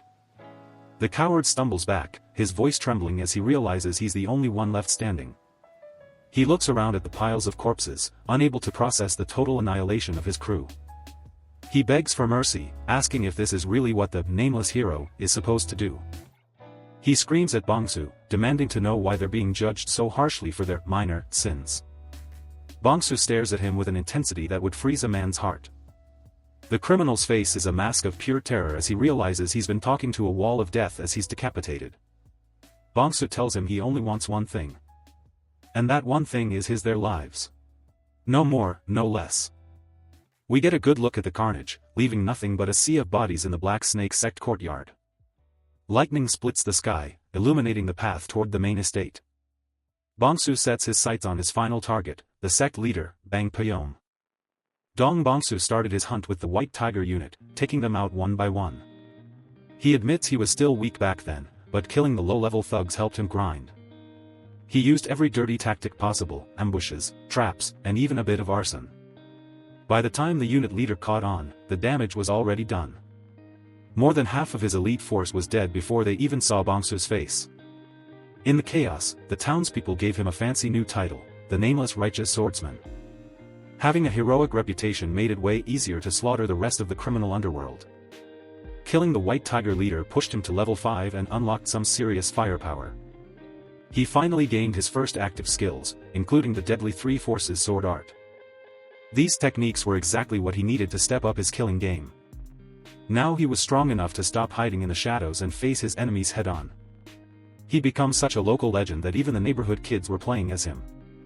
The Red Wolf Gate was next on the list, and they were wiped off the map in a single night. That left only one faction standing in Bongyang, the notorious Black Society. Bongsu heads straight for their headquarters under the cover of a massive storm. Deep inside the manor, an old man sits patiently, waiting for his guest to arrive. This is Bang Pyeom, the formidable leader of the local Black Society. The rainy silence is heavy with tension as Bongsu approaches the main hall. Lightning strikes, revealing Bongsu standing at the foot of the stairs. Pyeom looks up and asks if he's the famous Nameless Righteous Swordsman everyone's talking about. Bongsu doesn't say a word, his blade already drawn and gleaming in the dark. The old man laughs, mocking Bongsu for being so wrapped up in his heroic disguise. Bongsu simply replies that he's not actually a swordsman of justice. This confuses the old leader. If he's not a hero, why bother hunting down criminals? Bongsu flashes a psychotic grin, fully embracing the righteous label as a joke. Pyeom bursts out laughing, realizing the kid has played the entire town for fools. Bongsu doesn't care, he didn't trick them, they just believed what they wanted to. Pyeom finds him interesting, acknowledging that he's dealing with a real monster. He reaches for his blade, ready to fight to the death with no regrets. With a roar, Pyeom lunges forward, his sword glowing with a deadly blue aura. The two warriors clash in the center of the courtyard, lighting up the rainy night. They both rush in for each other. Steel meets steel in a shower of sparks as the duel begins in earnest. They trade lightning-fast blows. A stray strike catches Bongsu on the shoulder, sending blood spraying into the rain. Pyeom thinks he's finally found the opening he needs to end this. He swings his blade with everything he's got, thinking Bongsu's reach is too short. Blood splatters across the ground as the attack connects, but Bongsu doesn't flinch. Pyeom doesn't let up and follows up with another slash. The strike sends Bongsu flying back. Bongsu is taking serious damage, his robes soaked in red. Pyeom grins, convinced that the young man's body is finally reaching its breaking point. Bang Pyeom isn't letting up, raining down strikes with his glowing blue blade. He unleashes a series of whip-like attacks that Bongsu barely manages to parry. Bongsu realizes the old man is cold-blooded, deliberately targeting every single one of his existing wounds. At this rate, he knows he's finished. The gap in experience is starting to show. But Bongsu isn't normal. He decides to trade his own flesh just to create a single opening. Bang Pyeom laughs, wondering what could possibly be going through his head in the middle of a death match. Bongsu lunges forward, activating the Three Forces sword art for a final counterattack. Pyeom's eyes widen with sadistic glee. He's been waiting for this exact moment. He snaps his whip sword, wrapping it around Bongsu before he can even complete his swing. Bongsu's eyes fill with shock as he realizes he fell right into a trap. The whip sword shreds through his defenses, leaving deep, bloody gashes across his body and cutting off his arm. Poyam mocks him, noting that it must be his first time facing such a tricky weapon. Blood drips from Bongsu's chin, but the pain only seems to fuel his focus. He forces his battered body into motion. He activates Qinggong, boosting his speed to the absolute limit. An explosion of energy rocks the courtyard as Bongsu retaliates with his own strike. The old man crashes into the building behind. Bongsu stands in the rain, his silhouette fading into the mist and dust. Is it over? Suddenly, a massive blue snake aura materializes behind the old master, dwarfing everything around it. Poyam steps forward, calling Bongsu's tactics peculiar for using his own body as bait. He declares that this isn't the way of a martial artist, but the way of a lowly assassin or hunter. Bongsu just listens, the rain washing the blood from his face as he prepares his next move. Poyam's grin turns even more sinister as he prepares to unveil his trump card. He lectures Bongsu on the importance of having more hidden cards than your opponent in a duel. With a terrifying shout, he points out Bongsu's fatal flaw: he simply doesn't have enough tricks left. The giant snake lunges forward with a deafening roar, aiming to swallow the nameless murderous demon whole. Bang! Poyam whips out his giant snake aura, thinking he's finally going to squash this bug. But Dong Bongsu is playing 4D chess, diving through the chaos like it's a morning jog. The old man realizes too late that Bongsu is just using all this dust as a free smoke bomb. He starts screaming about how it's all futile, really leaning into that classic villain monologue. His massive blue snake strikes down, looking like it's about to end the series early. Bang! Poyam gets a hit and starts smiling, thinking he's finally caught the little rat. But then he gets that "oh crap" look in his eyes when he realizes something's wrong. Turns out he didn't stab Bongsu, he just skewered one of his own guys. Talk about a team kill. It was a corpse decoy, and the real killer has already vanished back into the shadows. Bongsu pops up right above him, drawing his sword for a little heart-to-heart. He powers up the Three Forces sword art, his eyes glowing with that "you're dead" energy. The core striking slash comes out fast enough to give the old man a permanent haircut. Bang! Poyam barely manages to get his hand in the way, and it doesn't look pretty. He lets out a scream that probably woke up the neighbors as the blade tears through him. Bongsu is actually impressed the old man was fast enough to sacrifice a hand to save his heart. But the elder is stubborn, barking that this fight isn't over until he says so. He breaks out the chain blade, whipping it around like he's in a bad action movie. Bongsu just casually backflips away, letting the old man tire himself out. Bang! Poyam lunges in for the kill, putting everything he's got into one last desperate attack. Bongsu finally decides to stop playing around and opens up his inventory. Suddenly, a literal wall of corpses falls from the sky, turning the battlefield into a horror show. The old man's big move gets blocked by a pile of dead bodies. That's one way to use a meat shield. He stumbles back, coughing up blood and wondering what kind of nightmare he's walked into. He's losing his mind, trying to figure out how Bongsu is pulling corpses out of thin air. The courtyard is a mess, filled with the very men he was supposed to be leading. Bang! Poyam is grinding his teeth so hard they might shatter, his sanity hanging by a thread. He starts screaming at the rain, begging Bongsu to stop with the magic tricks and just fight. He calls Bongsu a complete lunatic, which is honestly the most accurate thing he's said all day. An arrow whistles through the air, nearly taking his head off as he tries to refocus. He bats it aside, but his movements are getting sloppy and his panic is showing. The elder demands an end to these dirty tricks, but in this world, whatever works, works. Suddenly another arrow comes flying towards his head. He hits him clean in the face. Bang! Poyam stops and stares into the dark, feeling a primal fear he hasn't felt in years. Behind Bongsu, a giant wolf spirit appears, making it very clear who the real predator is. The realization hits him like a freight train: he's not the top dog anymore, he's just lunch. Bongsu doesn't waste any more time and launches himself forward like a guided missile. The old man tries to mount one last defense, but his eyes are already full of the end. He swings his chain blade, thinking he got a direct hit. He freezes up as he realizes his last-ditch effort was just another swing at the air. Bongsu's blade finds its permanent home right in the middle of the elder's chest. Bang! Poyam stands there broken and bleeding, surrounded by the ghosts of his past mistakes. Bang Poyam collapses, his life force fading as he stares at the carnage. He looks back at Bongsu with pure hatred, gasping his final words through the blood. He wants to know why. Why go through all this trouble for a few small-time thugs? Bongsu just stares him down, asking if he really needs a reason to do what he does. A giant, sinister eye opens in the darkness, echoing his twisted philosophy. Humans have been at each other's throats since they were literal apes. Even after building massive cities and civilization, nothing has actually changed. The law of the jungle still applies, the strong will always crush the weak. In this specific scenario, Bongsu was just the bigger predator. Simple as that. Bang Poyam's light finally goes out, his eyes turning cold in the rain. Bongsu stands alone among the bodies, his bloody sword reflecting the lightning. With every member of the local black society dead, his warm-up in Bongyang is officially over. He's done with the tutorial area. It's time to move on to the real game. To the Jianhu, where the fights are actually worth the effort. Bongsu flashes a manic grin, ready to find some prey that can actually fight back.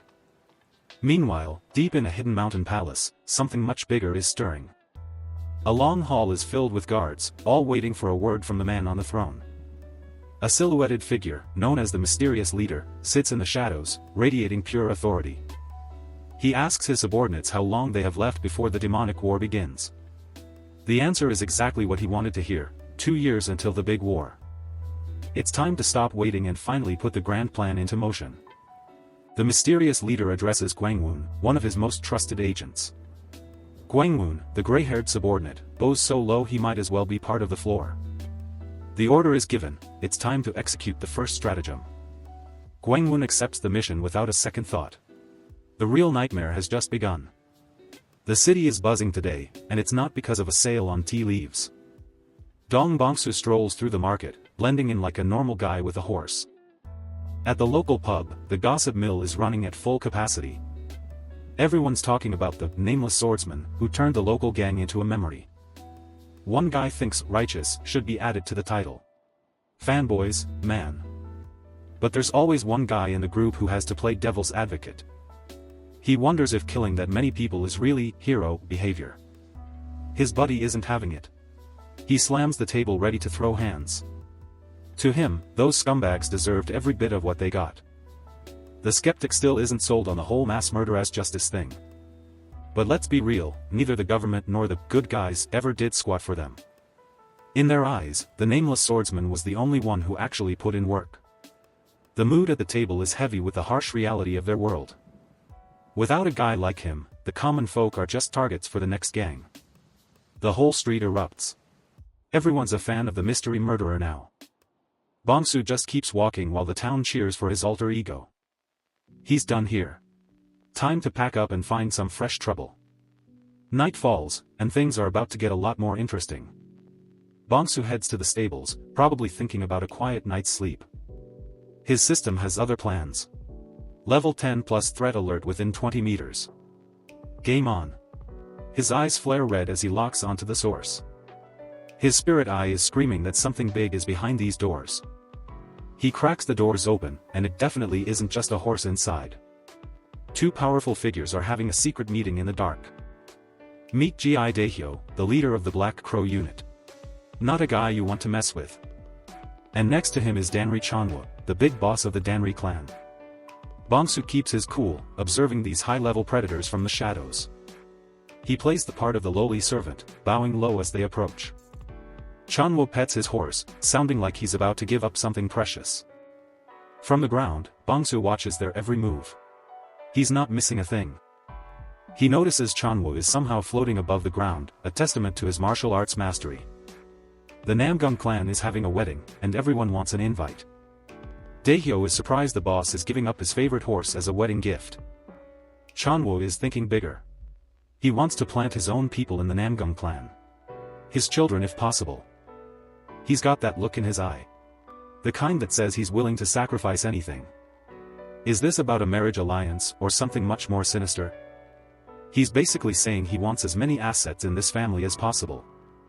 But they know the Namgung clan won't just let them walk through the front door. Chanwa's aura explodes. He doesn't care about want, he wants results.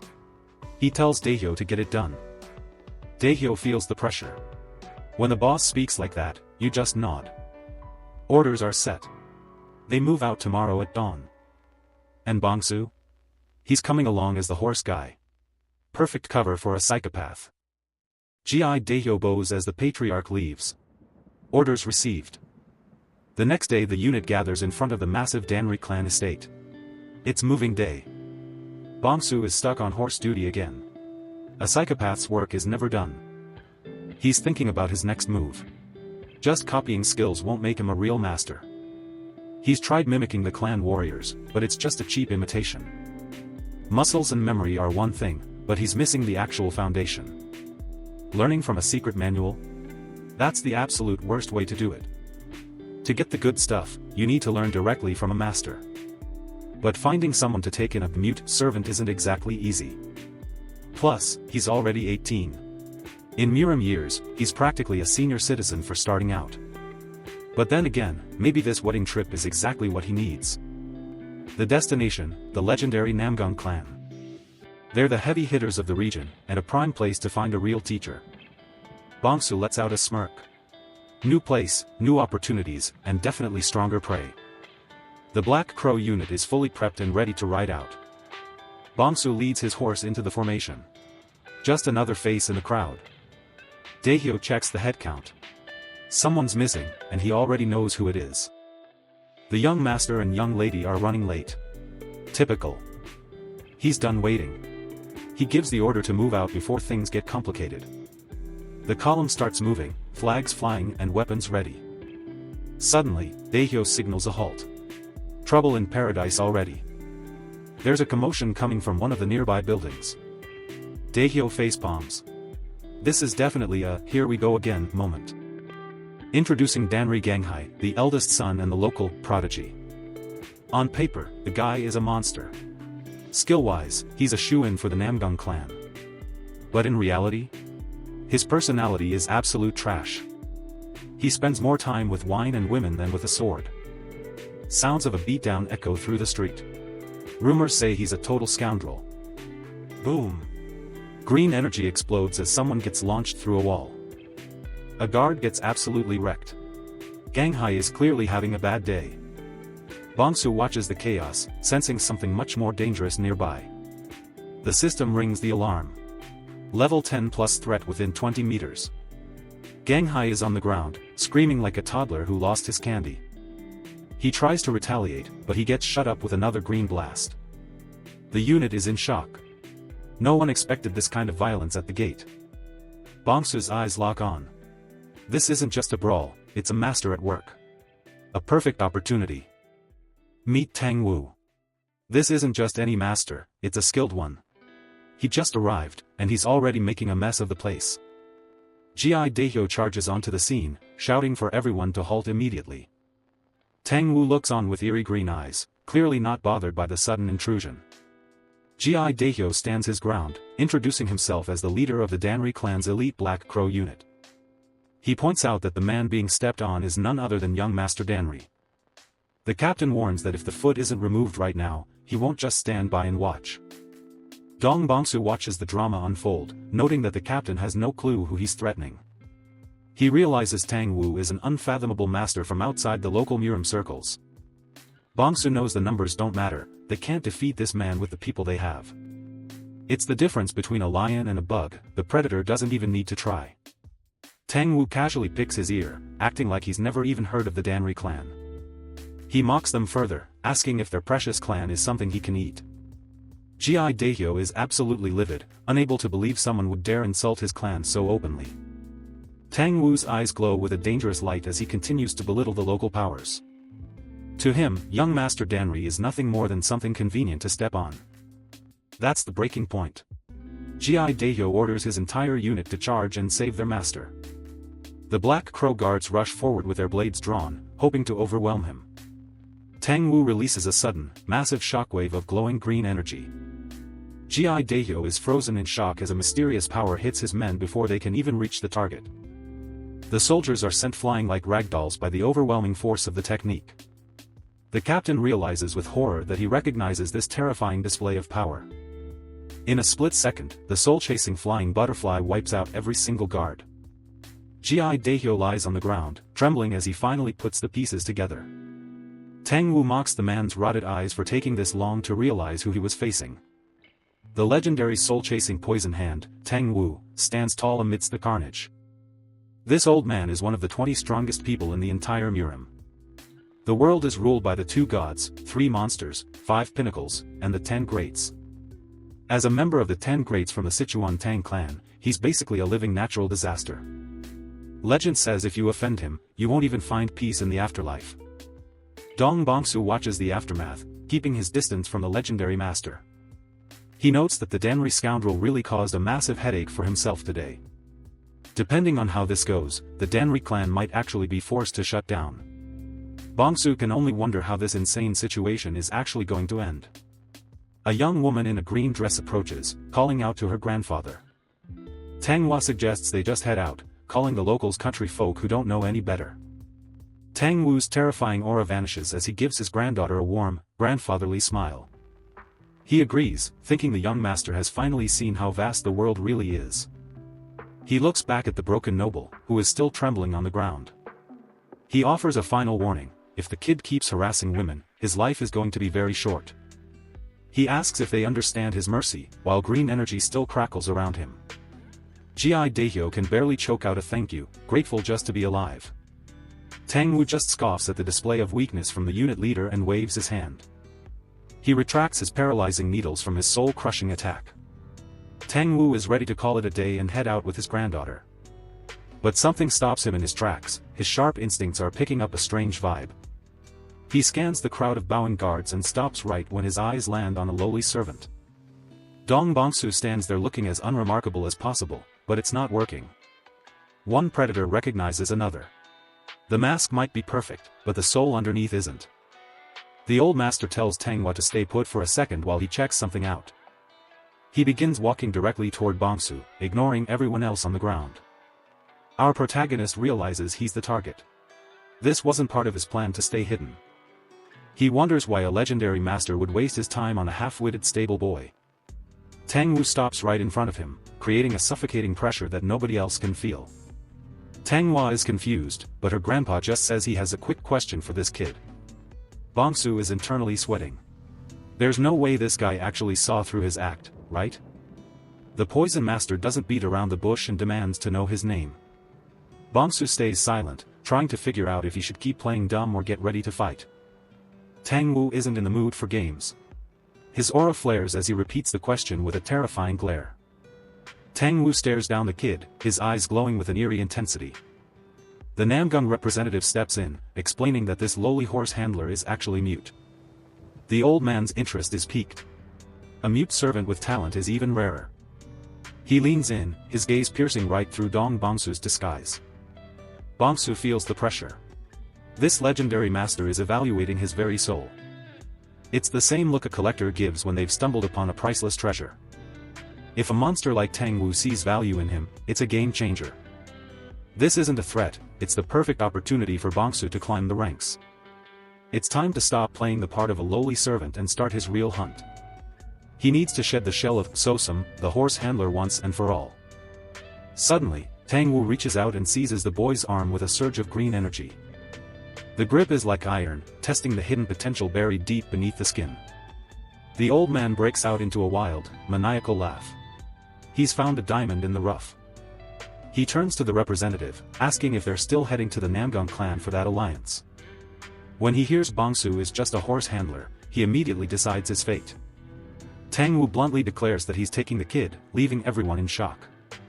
He's already working out the logistics of getting the gift horse delivered without him. His decision is final.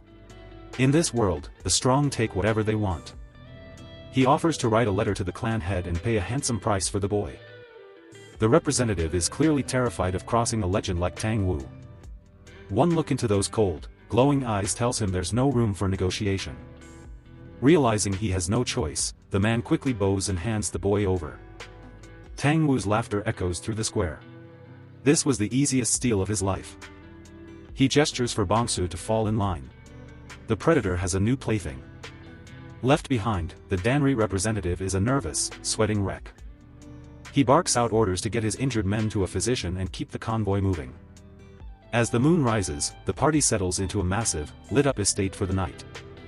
The leader calls a halt, deciding they'll stay at the inn until the morning light. Inside, the warriors relax and drink, finally letting their guard down. But while everyone else rests, Bongsu slips away to the quiet of the stables. Sitting alone with the horses, he takes a moment to focus on his growing power. Ever since his last major battle, his mastery over the inventory system has spiked. His current range is about 1 meter, but he wonders if he can push the limit. He can instantly pull out hidden swords or fire items out like projectiles. The problem is the speed. A top-tier master would see those attacks coming easily. He picks up some sand and lets it run through his fingers. His eyes flash a predatory red as he activates the inventory divine art. The inventory begins storing the falling sand. He's mastered the basics, but he's found a much darker way to use this skill. He realizes there's a much more personal way to utilize the inventory system. He swallows some sand. He then activates his inventory as it goes down his throat. He's realized a helpful truth: anything that enters his body can be instantly shunted into his inventory. With a predatory grin, he names this broken ability the inventory divine art. Bongsu sits in the silence of the stable, but his meditation is soon interrupted. A pair of footsteps approach, accompanied by a heavy sigh of annoyance. Manhwa appears, clearly not thrilled about her grandfather's late-night errand. She looks down at him with a mix of curiosity and disdain, telling the servant to follow her. They pass through the inn, where the other warriors are still busy drinking the night away. She stops at a set of large, ornate doors and announces their arrival. Inside, Tang Wu is waiting in front of a massive, golden dragon mural. The old man doesn't waste time, ordering Bongsu to take a seat on the platform. Bongsu stays silent, walking toward the old monster as if he has nothing to fear. He sits cross-legged under the gaze of the golden dragon, waiting for the next move. Tang Wu's gaze is cold and clinical as he gives a blunt command: strip everything. Freaky grandpa.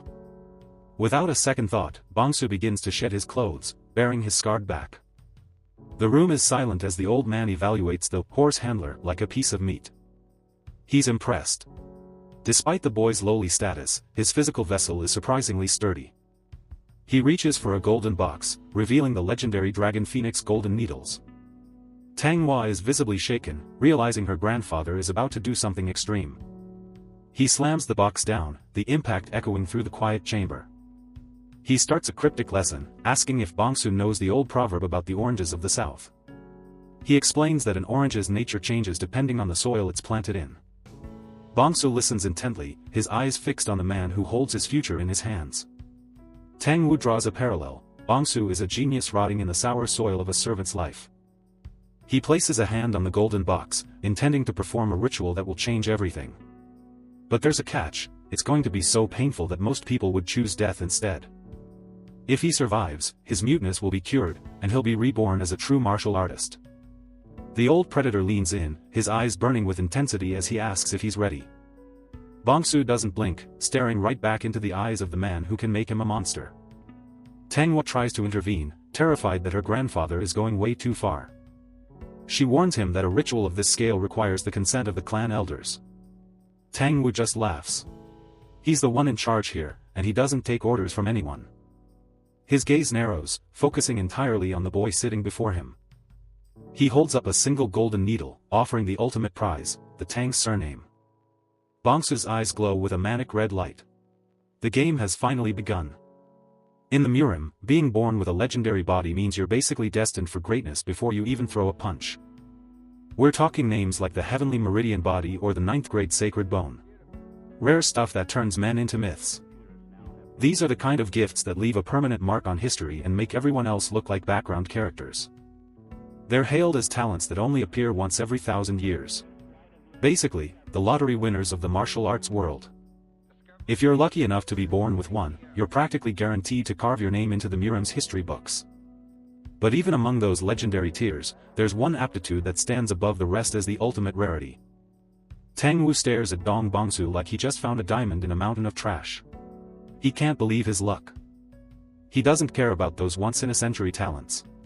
They're nothing compared to the prize he's looking at now.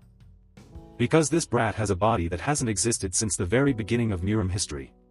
It's a complete anomaly. It's a body of no meridians. A total blank canvas for martial arts. At first, Tang Wu thought he was just some ordinary guy who never trained, but the reality is much crazier. Bongsu's body completely lacks the pathways and acupoints that every human is supposed to have. It's empty. It's like looking at someone who isn't even human. There's absolutely nothing inside him. But to a fanatic like Tang Wu, no path just means he gets to carve his own legendary road through Bongsu's flesh. The old man thinks he can finally revive the lost 10,000 flower rain technique and rule the Murim. Once he pulls this off, every major clan will have no choice but to bow down to the Tang family name. Tang Wu's practically glowing with greed. He sees the entire family's future right in the palm of his hand. He decides to make Bongsu an offer, accept the Tang surname and become the key to their revival. The elder leans in, demanding to know if Bongsu is ready to leave his old life behind. Bongsu just gives a silent nod, playing along with the old man's delusion perfectly. Tang Wu is delighted. But he warns him that the name isn't free. He still has to prove himself before the rest of the clan elders. The ritual he's about to perform is brutal. There's a very real chance Bongsu won't survive the night. Tang Wu stares into his eyes, asking one last time if he's ready to risk everything for power. Bongsu just stares back with those cold, red eyes. He's not scared, he's just waiting for the show to start. The old man gives a sinister smile, satisfied with Bongsu's silence. He's ready to begin the transformation. It's time for the Great Reformation ritual. Tang Wu's about to play God with Bongsu's anatomy. He orders Tang Hua to stand guard at the door. Nobody else gets to see what happens in this room. She steps out into the hallway, leaving the two of them alone in the dark, heavy silence. Tang Wu begins to hover, glowing with toxic green chi as a dozen needles dance around him. The needles are poised to strike, ready to carve artificial meridians directly into Bongsu's flesh. Tang Wu announces the start of the ritual. He's clearly enjoying the power trip. A glowing needle pierces straight through the top of Bongsu's skull. Most people would be screaming by now. Bongsu just sits there, completely still. He's letting the old man do all the hard work for him. But his mind goes to work. He realizes Tang Wu and his goons are using sound transmission to talk secrets, thinking Bongsu is totally oblivious. But they forgot one thing, Bongsu knows how to read lips. He's hearing every dirty detail of their plan. They keep yapping about his body of no meridians, treating him like some historical miracle. Bongsu's just thinking about how absurd it all is. He doesn't have meridians because he's made of code. He knows the status window is only visible to himself. He realizes he's become a strange hybrid that doesn't fit into the rules of this world or his old game. Since Tang Wu has no clue about the system, he just invented his own crazy theory to explain the glitch. Bongsu decides to just lean into it. If they want to treat him like a legend, he'll act the part until it's time to strike. Tang Wu is meticulous, placing every needle with the precision of a master. He's not just healing, he's rebuilding Bongsu from the ground up. Bongsu's back is a pincushion of glowing green energy. Even with these temporary paths, the chi flow is flawless. It's like the body was just waiting for someone to finally draw the map. In fact, the energy is moving several times faster than an ordinary martial artist's. Bongsu's body is a literal high-speed highway. Tang Wu is absolutely floored. He's never seen anything like this in his life. He can't help but glaze. But admiration turns to paranoia. A talent this great is way too dangerous to leave unchained, so he reaches for a secret weapon. He pulls out a box of goo, poisonous insects bred for control and murder. It's a classic Murim elder move. He picks out a nasty-looking centipede. This is his failsafe to make sure Bongsu stays a loyal little puppet forever. Tang Wu knows he has to be extra cautious. If he can't own this monster, he'll have to be the one to end it. Without a second thought, he slips the parasite right into Bongsu's ear. "Welcome to the family, kid. Mind the bugs." The elder's expression is pure nightmare fuel. If he can't possess this talent, he'll shred it so nobody else can have it either. With the insurance policy installed, Tang Wu starts pulling out the needles. The long night of reformation is finally over. As dawn breaks, a new era for the Tang family begins. At least, that's what the old man tells himself. Tang Wu declares the ritual complete. He's finally got the god-tier weapon he's been dreaming of for centuries. He tells Bongsu his days as a lowly horse handler are done. He's a member of the elite Tang clan now. Bongsu looks like he's been through the ringer, but he's alive and listening to his new master's orders. Tang Wu gives him a new name to match his new life. From now on, the world will know him as Tang Sam. Bongsu quietly accepts the name. He's playing the part of the perfect, obedient disciple to a T. The doors open, and Tang Hua watches as the bemute horse handler steps out as a completely different man. He steps out into the morning light, leaving the dark ritual room behind. A new path is laid out before him. From the back, he looks like a hero in the making. But Tang Wu should have checked his insurance policy one last time. As soon as he's alone, Bongsu's hand glows with that familiar blue system light. He summons the goo in his hand and crushes it in the palm of his hand. A predatory smirk creeps across his face. The Pemute Sosum is officially dead and gone. The facade is over. The psychopath is back, and he's just secured a golden ticket to the top of the Murim. Tang Sam of the Sichuan Tang family. It's a nice name, but he's still the same monster underneath. He leaps toward the horizon, ready to use his new identity and his bug as wings to soar above everyone else. Night falls over the Anhui branch of the heavenly demon divine cult, where things are about to get messy. Inside the master's quarters, the branch leader is having a very loud, very private party.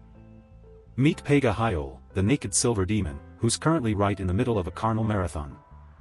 Suddenly, an uninvited guest drops from the ceiling to kill the mood. The woman screams as a blade comes straight for the branch leader's head. Pega Hyol doesn't even break a sweat as he parries the strike with a burst of pink energy. He kicks the assassin away, his expensive robes billowing as he lands gracefully on the floor. He stares down the masked intruder, looking more annoyed than actually threatened. But as Pega Hyol looks down at himself, his face immediately drops. He's devastated because a drop of blood just ruined his high-end silk robes from the west. He glares at the assassin, demanding to know if he has any idea how much that silk costs. The guy is genuinely more pissed about the fashion disaster than the murder attempt. The masked assassin doesn't care about the dry cleaning bill and prepares to strike again. He lunges forward, trailing dark smoke with the ink light killing sword technique. Hyol summons a sword into his hand like he's Thor. The two energies clash, but the silver demon's power is clearly on another level. He looks the assassin in the eye with a terrifying, predatory grin. Pega Hyol mocks him for being pathetically weak. With a casual flick of his wrist, he sends the guy flying across the room. He follows up instantly, ready to turn this intruder into a permanent floor decoration. A massive web of pink energy erupts, sealing the assassin's fate. But then, Pega Hyol senses something familiar and stops mid-strike. The energy dissipates as the black and pink energy surge.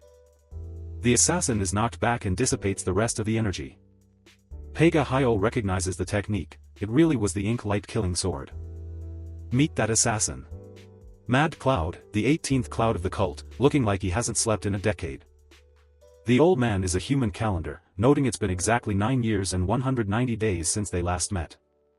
Pega Hyol just bursts out laughing at the old man's weirdly specific memory. He flops back onto his chair, realizing he's actually dealing with a high-ranking messenger. He asks what would bring a veteran like Mad Cloud all the way here in person. Mad Cloud stays serious, noting he is here to deliver orders. The mission is simple but terrifying, the first stratagem. Pega Hyol's playful attitude vanishes the moment he hears the name. He immediately thinks of Shifting Shadow, who's been playing hero in the Orthodox world. A dark, twisted smile creeps across his face at the thought of the chaos to come. He asks about the scope of this new operation. Mad Cloud closes his eyes, reciting the cold-blooded instructions. Every single person, except for Shifting Shadow and Namgang Hai. Pega Hyol mentions Tang Wu will arrive soon and his own branch forces won't be enough for the job. Mad Cloud reveals that 5 more shadows are on their way to ensure the massacre is a success. Pega Hyol can't help but smirk, the real bloodbath is finally about to begin. Pega Hyol smirks, satisfied that the business with the messenger is concluded. Mad Cloud turns to leave, his mission of delivering the cult leader's orders complete. But before the old man can exit, the silver demon has one last burning question. Pega Hyol lounges back, casually asking for Shifting Shadow's real name again. Mad Cloud stops in his tracks, clearly not interested in playing these games. He vanishes into the darkness, leaving the branch leader alone with his bitter thoughts. Pega Hyol sighs, thinking about how incredibly unlikable his colleagues are. But his annoyance quickly shifts into a deep, obsessive jealousy. He's seething that shifting shadow became a hero and married the most beautiful girl in Manhwa. The thought of rotting away in a gloomy branch while his rival lives the dream is pure torture. He looks out at the moon, his envy fueling a new, lethal resolve. He signals his subordinates, ready to wipe away the traces of his earlier indulgence. He stalks through the hallway, his presence weighing heavy on everyone around him. He coldly orders his men to clean the room and dispose of the woman he was with. But his house cleaning doesn't stop with just the guest. He casually orders the execution of every guard who failed to stop the assassin tonight. His subordinate bows in terror, knowing that one wrong move means death. Pega Hyo looks out over the city, anticipating the coming massacre. This is the Manhwa branch of the heavenly demon divine cult, a literal den of monsters. And at the center is the naked silver demon, a man who finds beauty in bloodshed. He's also known as Ash Shadow. With a wicked grin, he declares that the true game is finally about to begin. Below the mountains, the city of Manhwa glitters, oblivious to the impending doom. Dark forces are already on the march, preparing to turn the night red. Meanwhile, on the outskirts, a caravan finally pulls to a stop. Tang Wu notes that they've arrived much sooner than he anticipated. Dong Bongsu stares at the territory of the Namgung clan, knowing his path is set. They've reached Manhwa, and for our Murim Psychopath, things are about to get very interesting. The Namgung estate is decked out for a massive wedding banquet. Looks like the party of the century.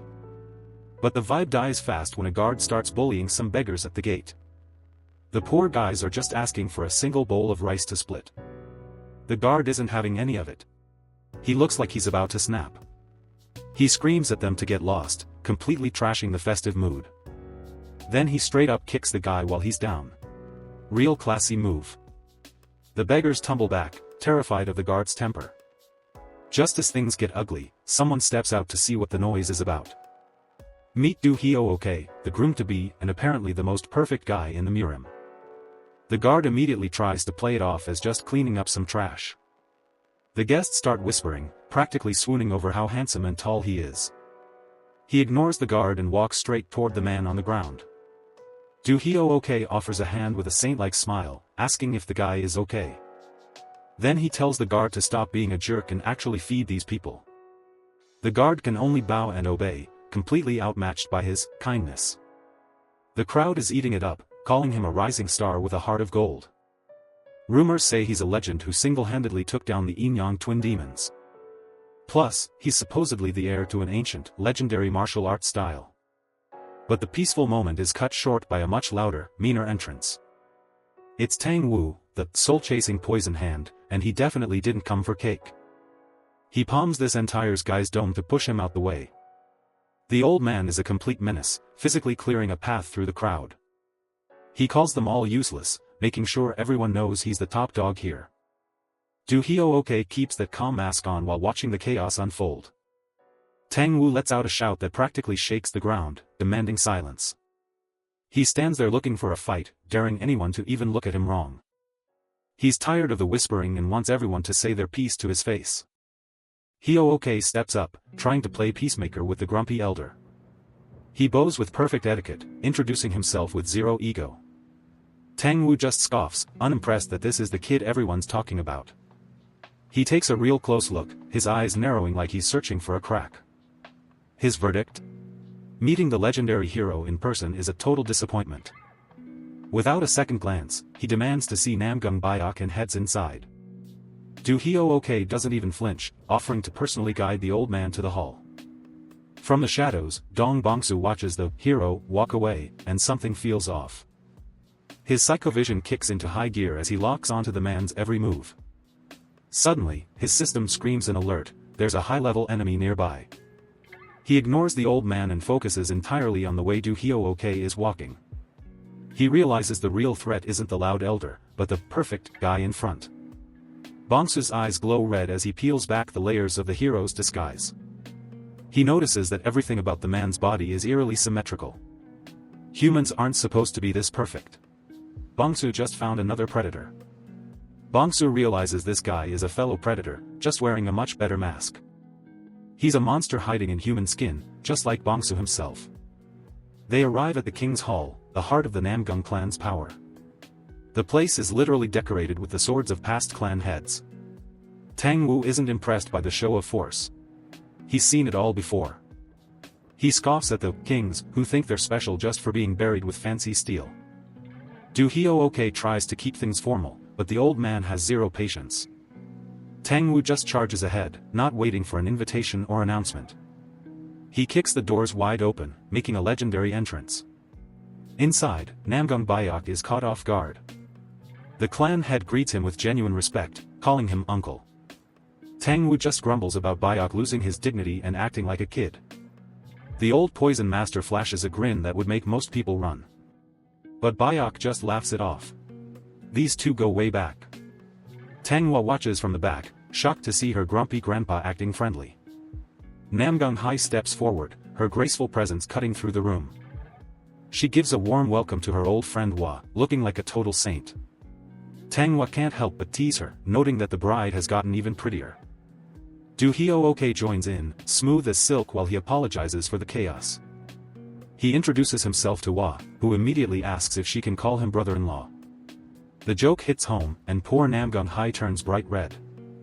Hua keeps the pressure on, joking about how the shyest girl is getting married first. Hai is completely flustered, wishing she could just disappear.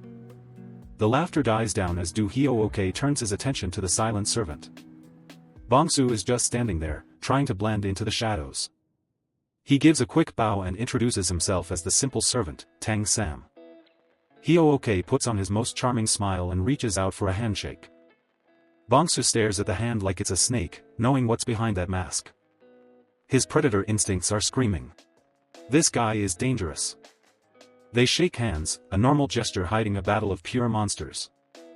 Hyooke breaks the silence, mentioning he's planning a little midnight trip. He wants to take Hai out to Soho Lake under the full moon.